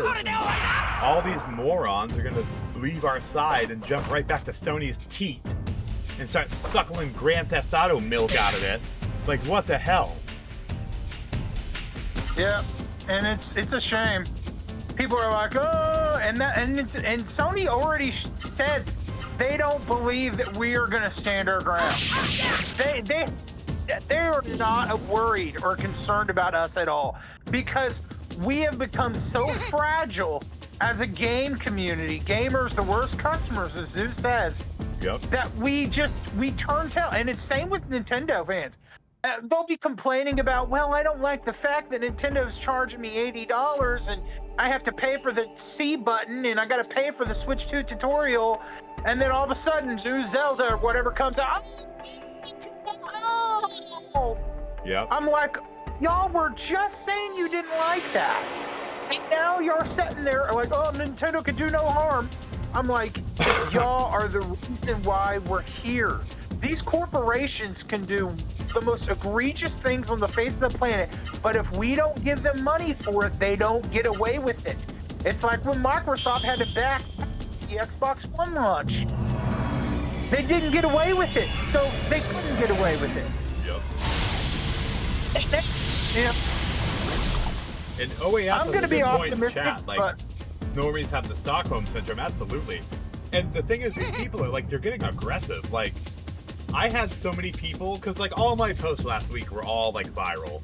They all had 400 or 500 likes, 50 shares, like, because people were fired up. And I had so many comments on it that were like, you're just crying, or you're just someone that's left in the past because you can't change for the future. And then other people were like, you're just engagement farming for subs. And I'm like, motherfucker, let me tell you, ain't nobody subbed to my shit in weeks, all right? If I'm engagement farming, I'm doing it wrong. Show me how to do it. Like, I'm just telling the truth. And the people who agree with me are already subscribed to me, bro. I'm not engagement farming shit. And my hope is that maybe someone that's on the fence or doesn't know about this will see those posts and be like, shit, I better wake up to this.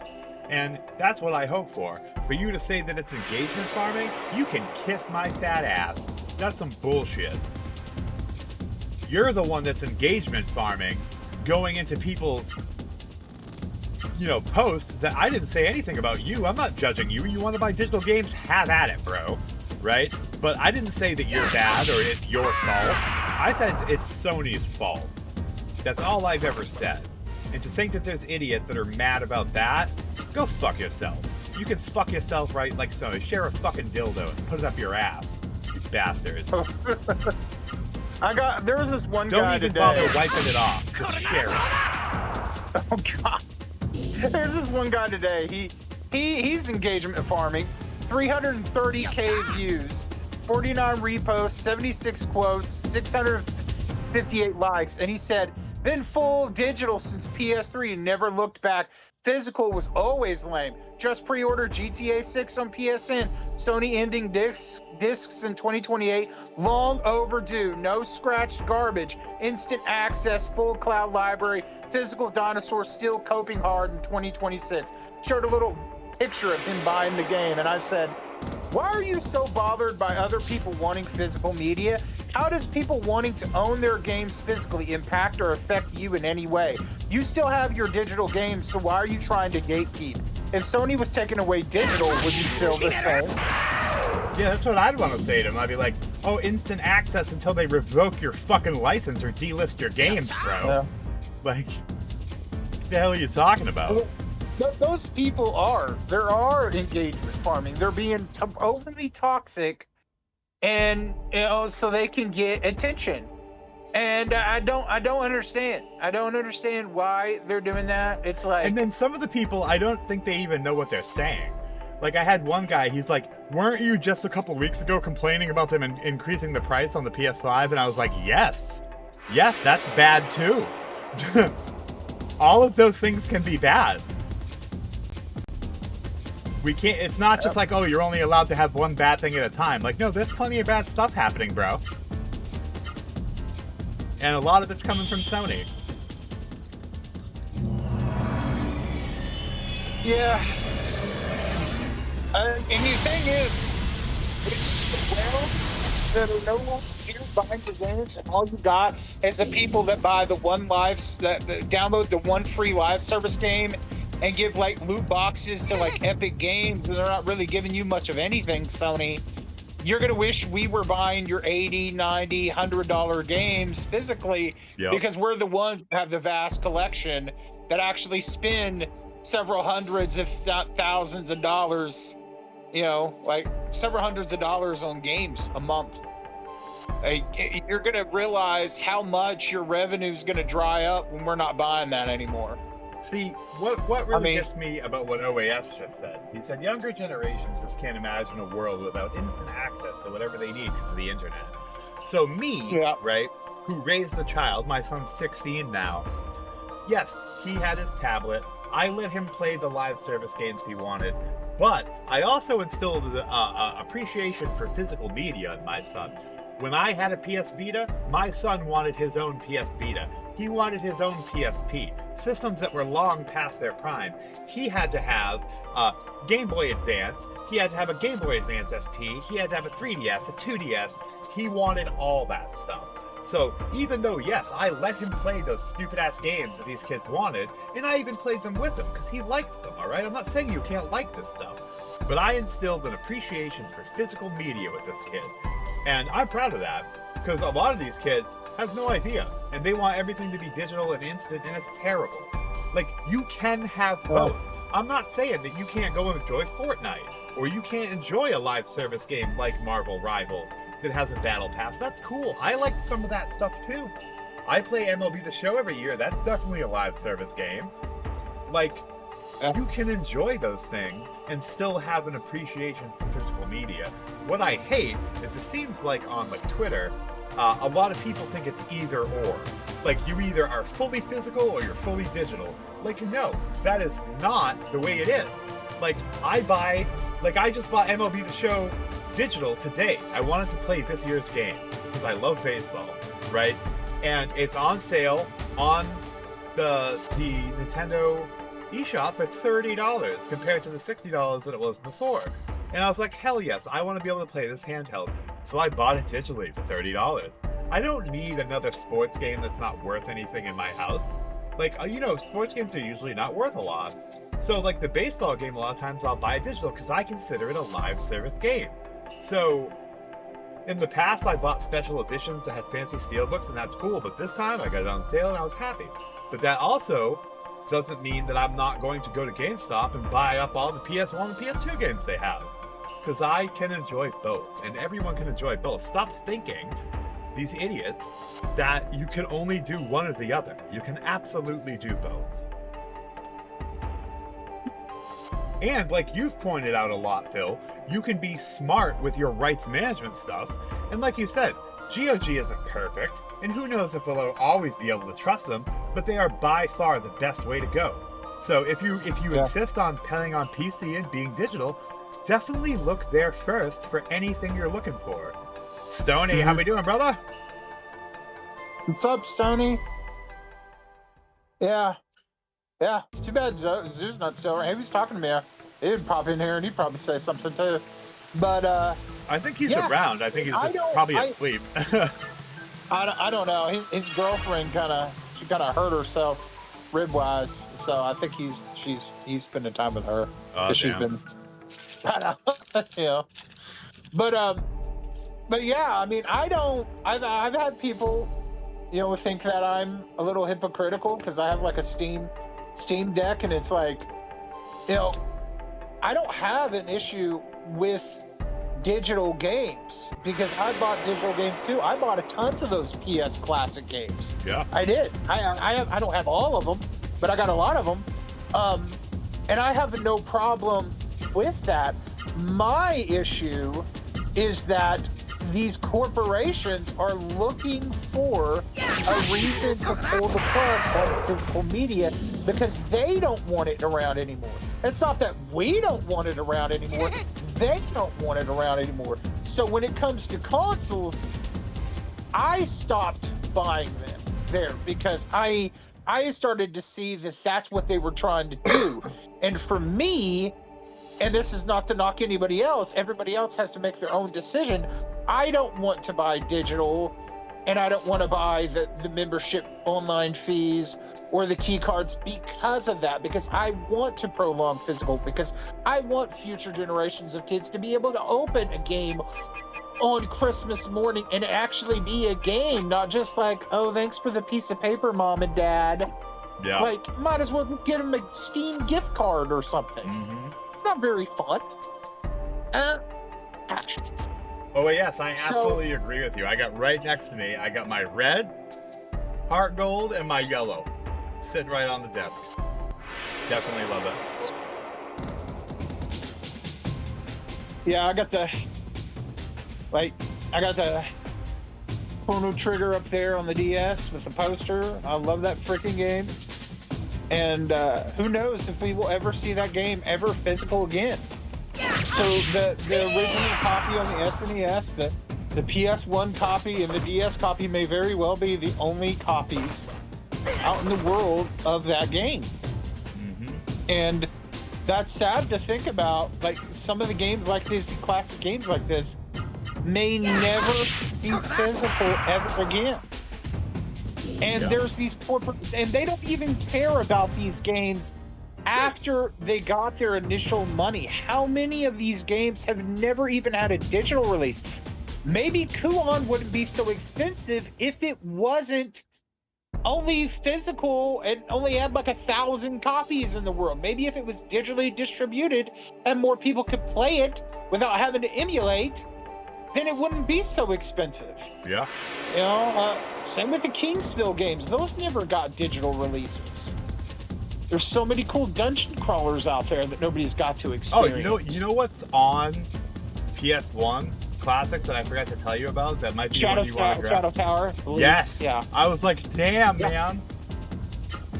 Yeah, I think I purchased that one too because I looked, and the physical PS1 copy at that time, I think it was around $200. Yeah. Now it's like $400, and that's ridiculous. But you know what isn't on there? Kodelica. That's digitally on there, Yeah. and that's a shame. So, yeah, I just hope that people that have turned their nose up at like emulating or even, pirating. I'm not gonna straight up tell you, yeah, to go ahead and do it, but the people that turn their nose up against that, say you have to play it on original hardware, are you going to give me the money so that I can go out and buy the actual physical copy of that game, and a good physical copy, not one that's scratched to crap, but just because they have it, they think they could charge out the butt for it? Right. Are you going to give me the money to do that? If not, then why are you turning your nose up at me for that? Well, that's These why. corporations don't care about those games anymore. That's so why I think grabbed I should be able to- Xenogears. That was the first one I grabbed. Because I was like, Yeah. I'm not paying $250 for this fucking thing. It's probably more Yeah. than that now. Oh man, I almost crapped myself when I saw the price of Silent Hill 1 now. When I bought it off my friends several years ago, it was $120. Yeah. It was actually $100, and then it went up $20 because I waited like a week or two to get it off, and they made me pay another $20, and I was like, fine. But it was a really nice, super clean copy, and he didn't care about the game because he wasn't into horror, he just had it. And I bought it, and now it's like 200 plus, I think, or maybe more. And I was like, wow, glad I bought that. Well, think about, I had picked up Ruler Rose, and this is probably more than 10 years ago. I don't remember how long ago it was. I picked up Ruler Rose for $100 for a minty copy. And I remember at the time, Ruler Rose, Haunting Ground, and Kuon were all about 100 to 150 for great looking copies. And goddamn, I wish I picked up the other two. Like, I'm glad I got Ruler Rose. Yeah. But if I could go back, I would work an extra day of overtime to make sure I fucking got those. Like, yeah, all I got is somebody sent me a bootleg copy of Kuon, and it looks really good. I mean, outside the disc art, you can tell the manual looks authentic and the cover looks authentic. nice. And you know what? I might have to have a modded PS2 to end up playing that, but you were talking about how you bought those custom boxes for like Xenoblade Chronicles X. It looked really nice. I guess that's kind of what that is. Yeah. Except if I actually had a modern console, it's functional. And my friend Raphael, Project Retro Games, what he's been doing, he was making original like versions of the games that he would press, and they look like real games but you'd have to have a modded console to play them. Now he's taking loose copies of real games like Dino Crisis, and he's actually giving them a long box treatment with posters and manuals and stuff in there that he prints himself. It's an authentic game. It's just a loose copy with a really nice box treatment. That's really And I said, cool. man, that is so cool. Do more of that. Yeah. That's cool, like, kind of mixing the manufactured with the original. Like, that's really neat. Yeah, I want him to do more of that. And I was like, dude, you do that, and it's an authentic game, and I don't have to even, have anything modded. I'll be good. Like, do more of that. When you think of the, like, and I'm not saying you should invest in games, but when I look at paying $100 for Ruler Rose so many years ago, and now it's worth more than $1,000, like, that's crazy. And I'll never sell it. Yeah. Like, if it goes back down, which I don't think it will, whatever, like, it's gonna stay in my collection regardless. But I'm just so happy I grabbed it back then. Yeah. Yeah, probably one of my most expensive games is a friend at the time. There was one copy left at his Best Buy for Yokai Watch 3 on the 3DS, and he got nice. it for me, and he shipped it to me, sealed, and that goes for like $500 now. Jesus. It's still sealed. It's like, I can't. I want to play this game, but I cannot bring. I'm gonna have to like, get the actual like emulated thing or trick out one of my 2DS XLs or something, because I am not opening that. I'm sorry. I'm just not going to. I made a mistake a couple of years ago opening one of the Spider-Man PS3 games, and I think at the time, you know, it was sealed when I got it, and I said, "Oh, I'm gonna pay it," because I was looking at it then. I was like, "It's $80 sealed. I don't want to open this." Now it's like $160 for a sealed copy, and open it's like $100. And I was like, "Well, I just lost out on myself $60, but it's whatever. Yeah, At it's least I can wild. actually play it." I wouldn't feel so bad if I pulled the plastic off of it back then, but when you set on something so long and then you look how much it goes for now, it's like I can't. Yeah. I just can't pull it. I can't do it. I actually wanted to get like a hard acrylic case for some of my more expensive games so they could stay in that. I could probably send it off to get it like graded, but I'm not somebody that grades. I just can't. For Yeah. one, I don't trust to actually get it back from those people. I'm just one of those people. I can't. I know I'm not. But I have thought about actually reaching out to like I don't know, like getting some insurance on my collection, you know, in case. I don't know if you have any of that worth on it yours. to either grab homeowners or renters insurance and declare the games, and even if you have an itemized list. And that's why I always tell people to use GameEye, because GameEye is great for an itemized list, and you can export it to a PDF that you can actually give to your insurance company. So when you declare that your collection is worth $50,000, you can show them some digital paperwork that does say that your collection is worth $50,000. Yeah. GameEye doesn't have everything though, so you'll have to go through it, and things that it doesn't have, you'll have to kind of like fill in.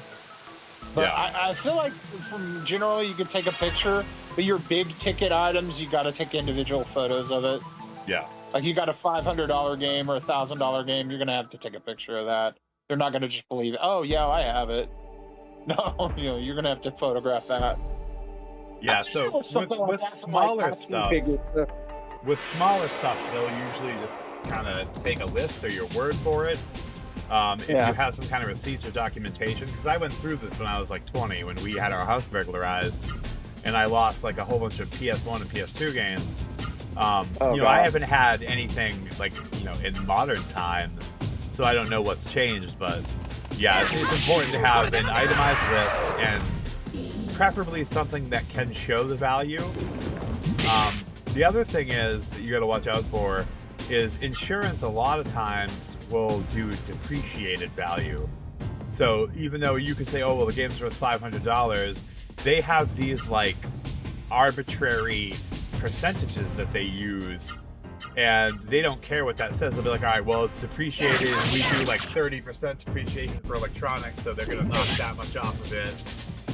And they'll also look into like how much it would cost to replace it instead of just paying you out. Like there's a lot involved, but it's still better to have it than not. Yeah, I'd be like, that's crazy. I don't know. My mom uses State Farm, so I don't know what they would do. Yeah, that's who we use too. State Farm is great. So okay, yeah, I cool. definitely think that people, especially now that there's going to be people buying up a lot of physical media, I definitely think that people should look into insuring their collections for sure. And understand how it works. Ask your insurance adjuster how you file claims and what's required, so that you're not just finding out about those things when it happens. So if you're burglarized or if there's a fire, you don't want to find out how it works then. You want to find out how it works before. So always say, "Hey, what do I need in case I am burglarized or there's a fire, so I'm ready for it?"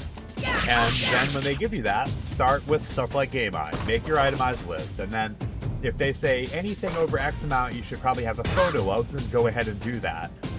That's usually my best practice, and I think that so many people completely forget that. Or I think there's also a lot of people who don't realize how valuable their collection is.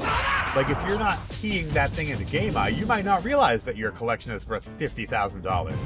Like let's see what now granted, I would say that I've entered in about 2/3 of my collection into GameEye. So this is going to be an underinflated number. But Game Eye currently says, so we'll say it's 2/3 entered in. Game Eye currently says that my game collection is worth $48,000. That's rounding up. It's $47,562. And that my console collection is worth $3,500. And that's like a rough estimate. So the first thing I would suggest is people catalog their games. And I need to take my own advice and finish cataloging them, because I'll get frustrated, because like I'll look at like a game in like my Switch collection and I'll go to play it and I'll be like, is this in Game Eye? And I look and it's not. And I'm like, what? I definitely thought I entered this. But like, so the first thing for me is to let everyone know, like, get on it. Get that shit recorded so that you have a starting point. So you know what you have. Because that can help you if you go into like a pawn shop or GameStop and you're not sure if you have something or not, pull up Game Eye, it'll tell you. But also lets you know what it's worth, because you may not realize that your collection's worth 70 grand, but it is. So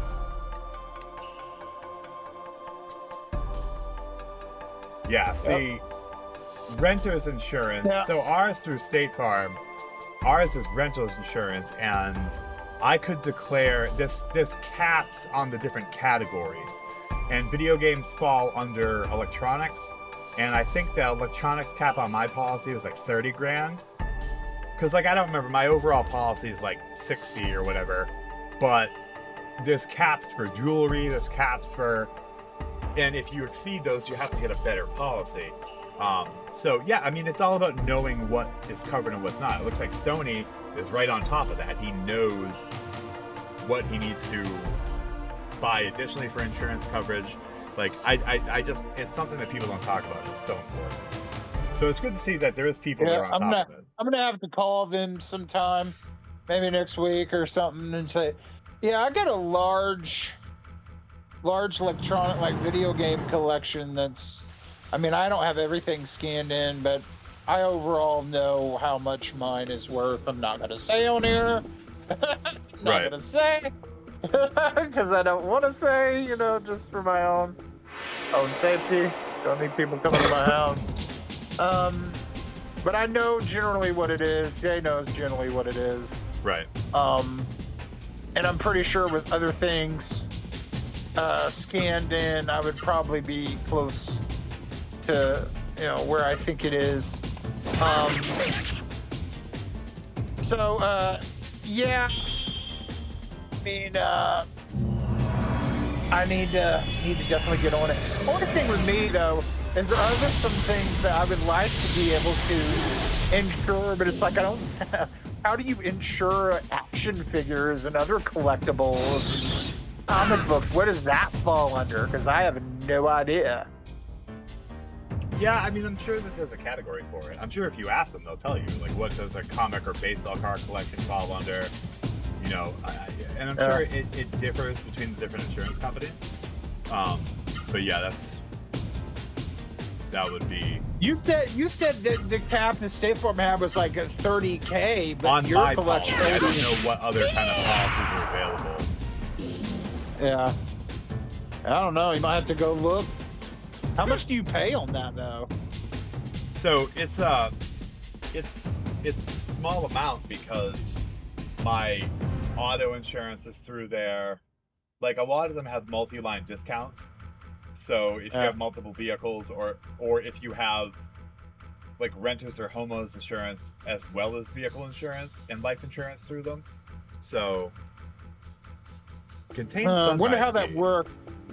Wonder how that works, because all the insurance my mom has on her property is under her, but if I'm wanting to do this, can they add that to it and then I just pay that? I don't know how that works. The house is all in her name. So I don't know. I'll have to talk to him. I'll talk to him at some point. Find out. Right. Why is that glowing over there? Yeah, I just got a key from there. Nice.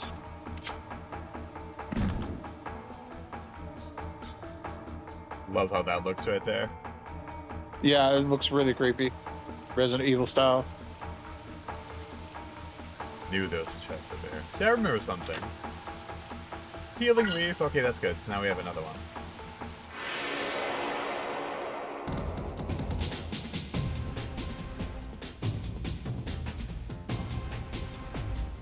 These guys are so brutal. Well, I don't want to completely waste my meta because he needs to attack the boss. So we're gonna have to fight these guys. There's a guy that works at our state farm. I kid you not. He looks like Clark Kent. Really? I swear to you guys, it's so weird when I see him.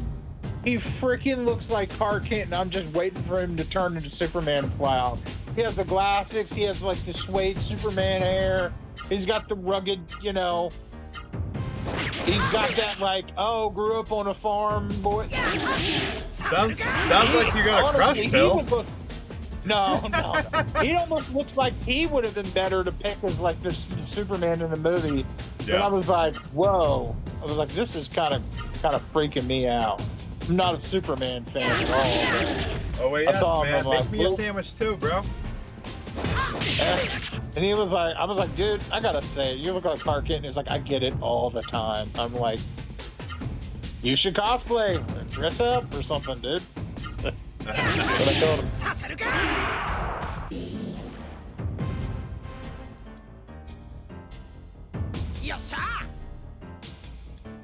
Those guys give a decent amount of money, but they do a decent amount of damage to you too. Yeah. It's like, okay. Is it worth the money? I guess if you get strong enough, it'd kind of be. I mean, you can kind of cheat it if you kill enough of them without taking too much damage. Then you can run back at the heal thing and then not have to waste your heal items. Yeah. Was there anything else back to buy at the shop? No, I like the things to leave dungeons, and there was a. Oh, that's very bad. There was a an amulet that stopped poison. Oh, that probably would have helped against the bugs. Oh, come on. Oh, wow. I'm trying to avoid the bites for a minute. I'll try to escape one more time, and then I'll fight them for sure. Oh my god. Oh. Yeah, they ain't letting you go. Might need to nuke them with a magic spell or something, dude.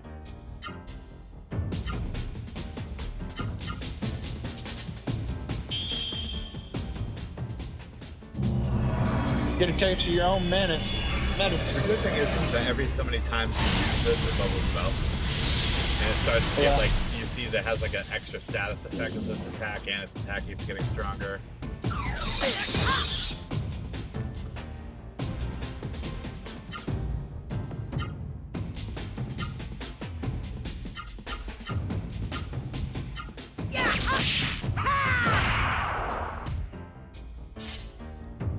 Ugh.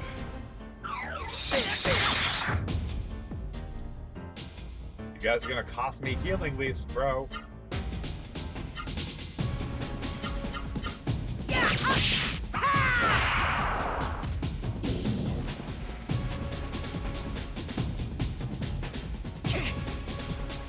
he's starting to get jacked up. It is cool that depending on his health at the end of the battle, like his victory stance looks different. Yeah. I do like that. And they put a lot of detail into that. Even put a detail in like his clothes change when he's wearing different things. Yeah.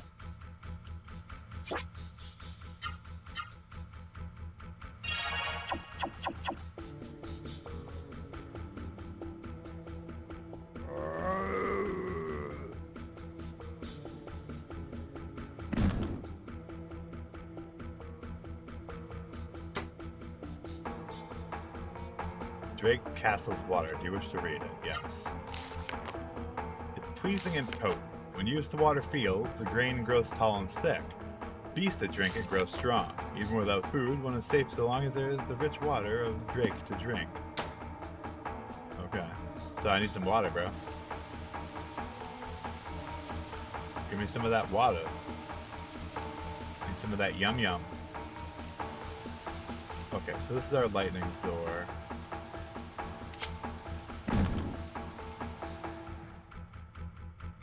Oh. Let's see what we got. Ooh. I haven't seen that one yet. Yeah, that's pretty cool.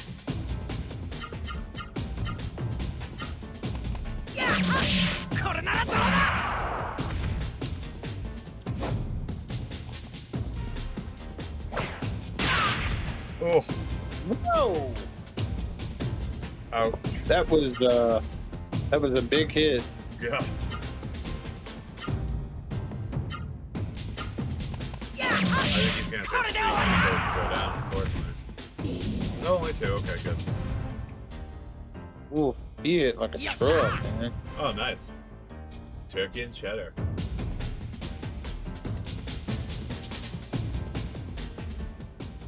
Phil, what is your preferred sandwich if you were to make a cold cut sandwich right now? Let's see. I probably have turkey, ham, salami, maybe some pepperoni on there. The Harvest Festival is some fun. I can't wait. King Drake seems uneasy. A messenger from the north said the mist has covered Jermaine. King Drake is pale. A strange building has been built in the valley to the northeast.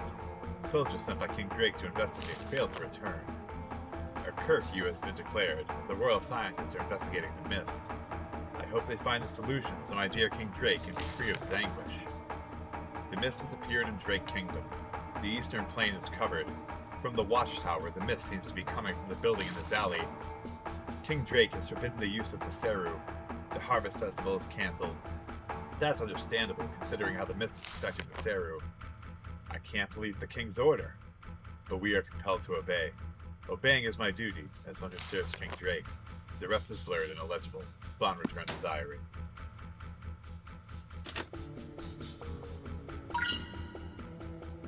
Okay, we already have Okay, the cool. survival knife. We can sell it. I guess they wanted you to get all the way here without the survival knife. Jeez. Right.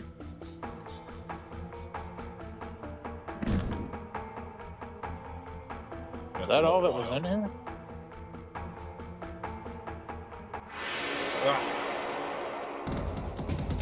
The random encounters of these old games, that's one thing that I would probably, if they made a new version, would kind of turn down a little bit or just kind of turn on no random encounters for a while. Yeah. Well, you know that when they do remakes, they usually do have that. Like, you'll be able to turn them off if you wanted to. Yeah, because this game is a little steep, a little harder. Yeah. Because, like, the amount of gold that you get and how much damage the enemies do is kind of high. And also that thing is like you gotta power yourself up so you can do more attacks. Right.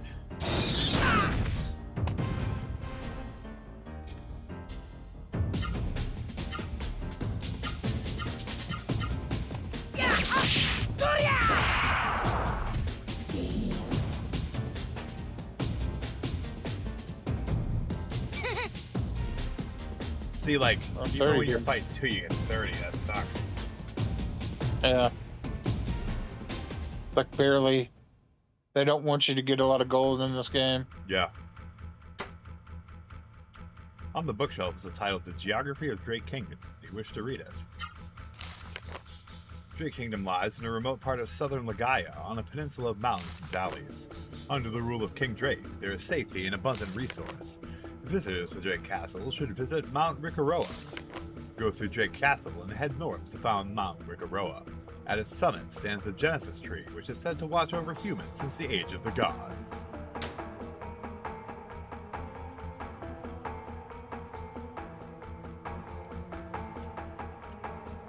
Alright, so there's our star key. And is there a chest? Anything else in here?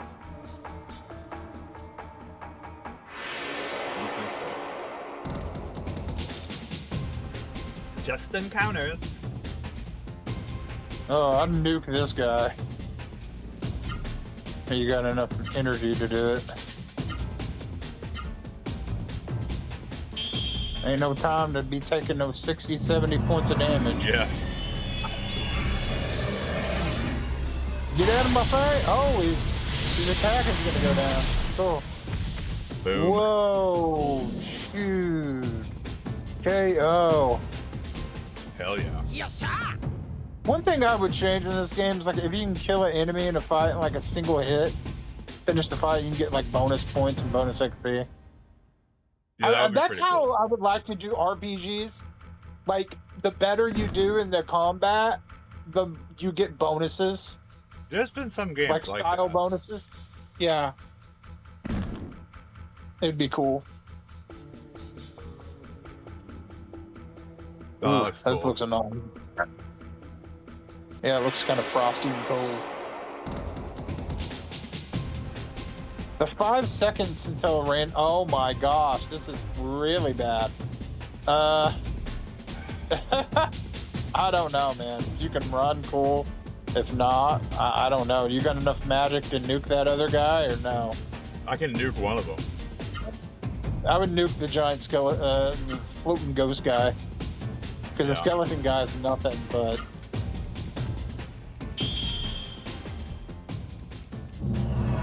And this is another thing about old RPGs. Like, you get to see these cool cinematic special attacks. Yeah. They don't do that in new RPGs. You don't really get Especially that. like when we're doing like Grandia. Like those ones look incredible. Yeah. Oh, yeah. I can see a lot of gamers. I was like, I don't want to sit through this long cutscene every single time I do this attack. I'm like, that's part of the charm of the game, man. Yeah. The gamers now is like, they got so much brain rot. They're so impatient because they want to watch nothing but TikTok all day. 5 second. Agreed.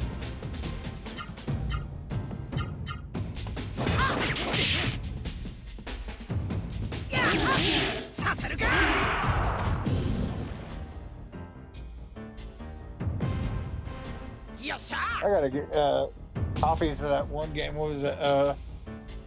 Beat 'em up on PS1. They brought back on like Switch and PS5. Was it Final? No, it's not Final Fight. It's I forget what it is. Fighting Force. I think that's what it's called. Yeah.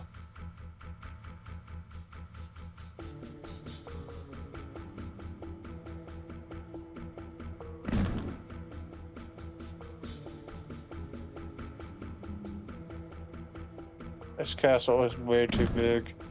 Yeah, it is.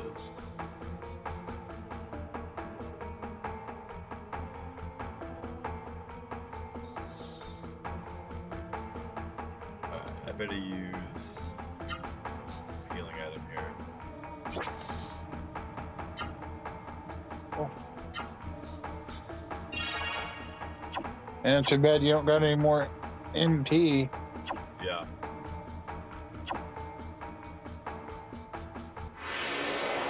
Oh my god. Ugh. Can you run? Ugh. I don't think you can escape in this dungeon. Yeah, I don't think I've seen it work yet. Yeah. I don't think you can escape in these. These old games don't explain when or where you can escape or which.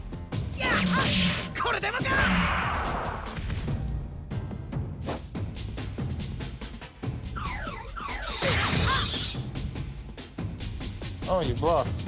Ah. God damn it. Oh. You got you with a big hit.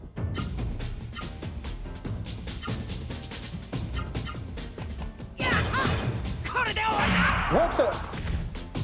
He blocked 2 of the hits? Bull crap.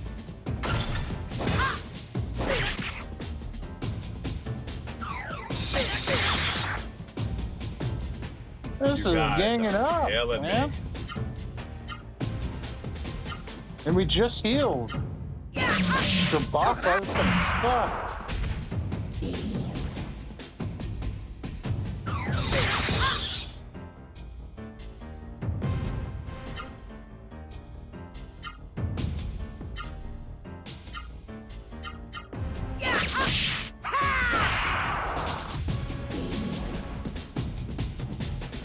I know one JRPG we're gonna love to play.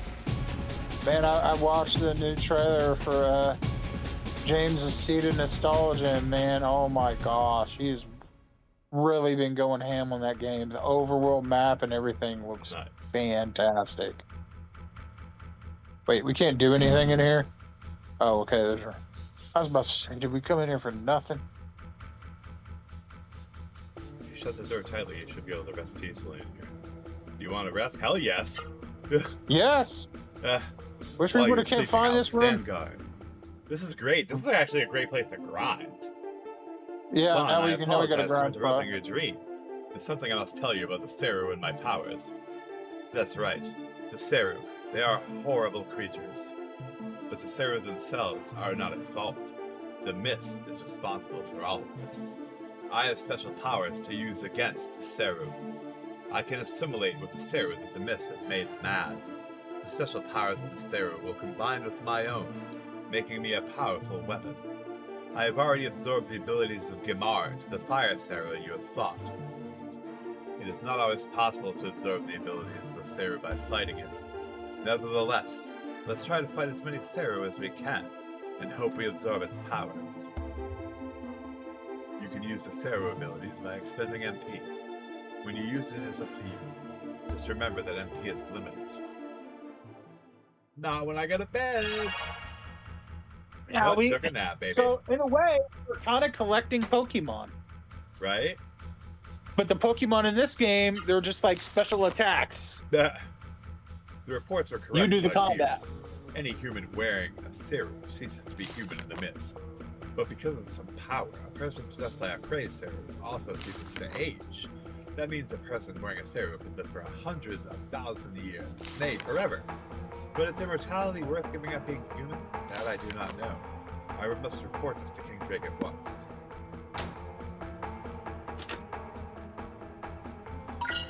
Ooh! What's that do? Does it unlock you a fire spell?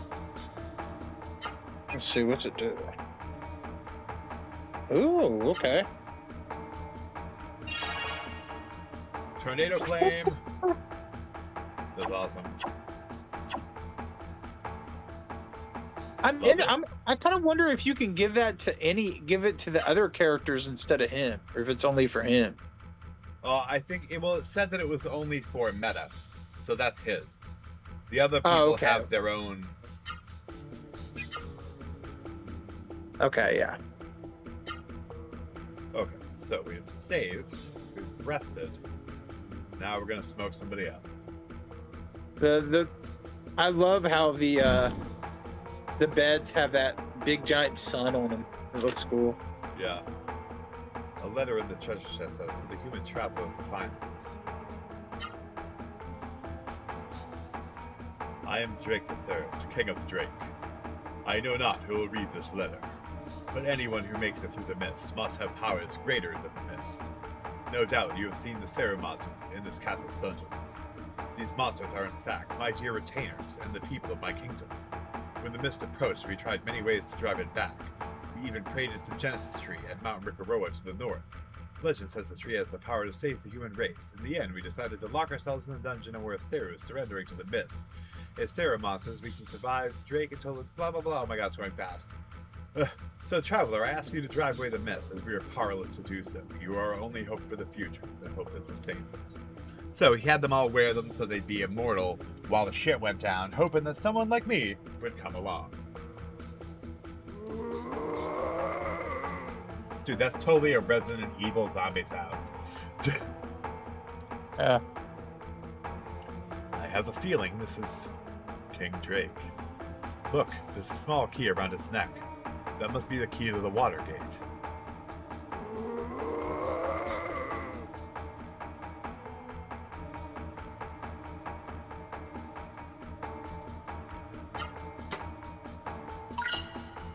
We got the mountain key.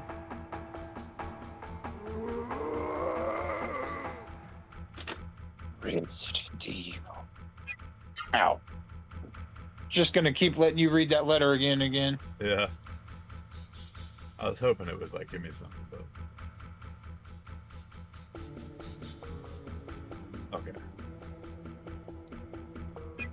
We're good. I need to go back.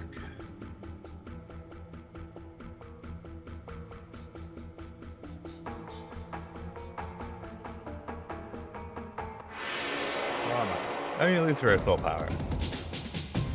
Yeah. Not as worried. Smoke these fools. I want to You're get. first. I want to get that ghost ability. Can you get it? I think so, if I remember correctly.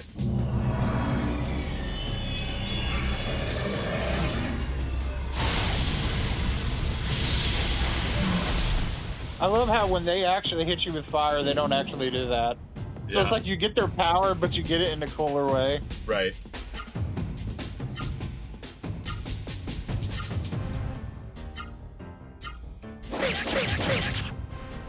Kind of makes me want to have a guidebook for this to see what all the... Yeah. I'm sure this is a pretty. Well, I'm sure this is probably like a beautiful book for it. yeah, there is. You know the most useless guidebook for a Final Fantasy game? Which one's that? Final Fantasy IX. Because back then they had the broad idea to tell you that you needed to go to a website in order to get the rest of the guide. So, And was that so Brady you have Games? that printed. Huh? Was that Brady Games? It might have been Brady or Pre. I can't remember. But it's like, here's this 90s guide telling you to go to some outdated, now defunct website. And you'd be like reading, and it'll give you like kind of a direction to get to it. And then you get to the boss fight. It's like, oh, we're not actually going to tell you how to fight the boss. You got to go to this website to get more details. Yeah. And I'm like, why did I buy this guide? This is so stupid. That sounds like a Brady Games thing. Yeah. Those bastards. I think the beautiful one that I have for Suikoden Tactics is from Brady Games, and then thankfully didn't have any of that shit in it. Yeah. See, I got lucky. I got that in like a nice lot. I didn't pay too much for the game, and they included the manual. Oh, magic level 1. Nice. Yeah, see, Phil, everyone in chat knows about that. You were right. Oh, what did they say? The Play Online website guide was so... It was, but I remember several years ago they came back out with like a limited hardback version of the old guides as like some anniversary thing. And I believe the Final Fantasy IX guide was actually the best one out of them. But the other ones were not as good as the original guides because all they did was like copy and paste Yeah. the guides, but with the old pictures. So the pictures are so much smaller and massive tech dumps. But out of all of them, the FF9 guide was the best one because they actually had to redo it all because there was no website to just go get the information from. Right. All right, guys, it is getting super late. So we're going to leave this where we're at for now. And then when we come back, me and Phil, it'll either be tomorrow or Sunday. Because I also will be doing another Grandia stream with Mandy. So I'll probably do Grandia one day and this the other day. We'll see which one is which. You down for that, Phil? Yeah, I love this game. Good I want to see it. Good deal. And I might mess around and grind a little bit and see if I can try to steal. I'll go back in that dungeon and see if I can get that fucker armor's ability, or I'll look it up and see if it's even worth doing it. But Yeah. yeah, man, this has been a great trip down memory lane. I literally don't remember any of this. I didn't remember how fun the combat is. Like, this is great. I had a really good time. So I thank everyone for coming by. Phil, I thank you for joining me. I had a great time playing Absolutely. this with you. Mm-hmm. And yeah, so I hope everyone has a good night. Oh, Stony, welcome aboard. Welcome aboard. Appreciate it. Appreciate it. We're gonna be I don't know, we gotta figure out what we're doing. Because, you know, I can do exclusive streams or videos or whatever, but like some point I'll probably make another Discord only for my few close friends, because the problems I had before were that I let my first one was like 70 people, and the second one got pretty big too. I don't know, we'll see. But I appreciate that. I appreciate that. I'm kind of letting it sit in there. I have not paid out from YouTube yet. It's sitting in there. I have a couple $100 from AdSense and the people that have been kind enough to do memberships, and eventually I'll pay it out and buy some like really cool retro thing. But I appreciate you guys. I appreciate everyone tuning in. Phil, thanks for stopping by. And as always, stay creepy. Bye, guys. See ya.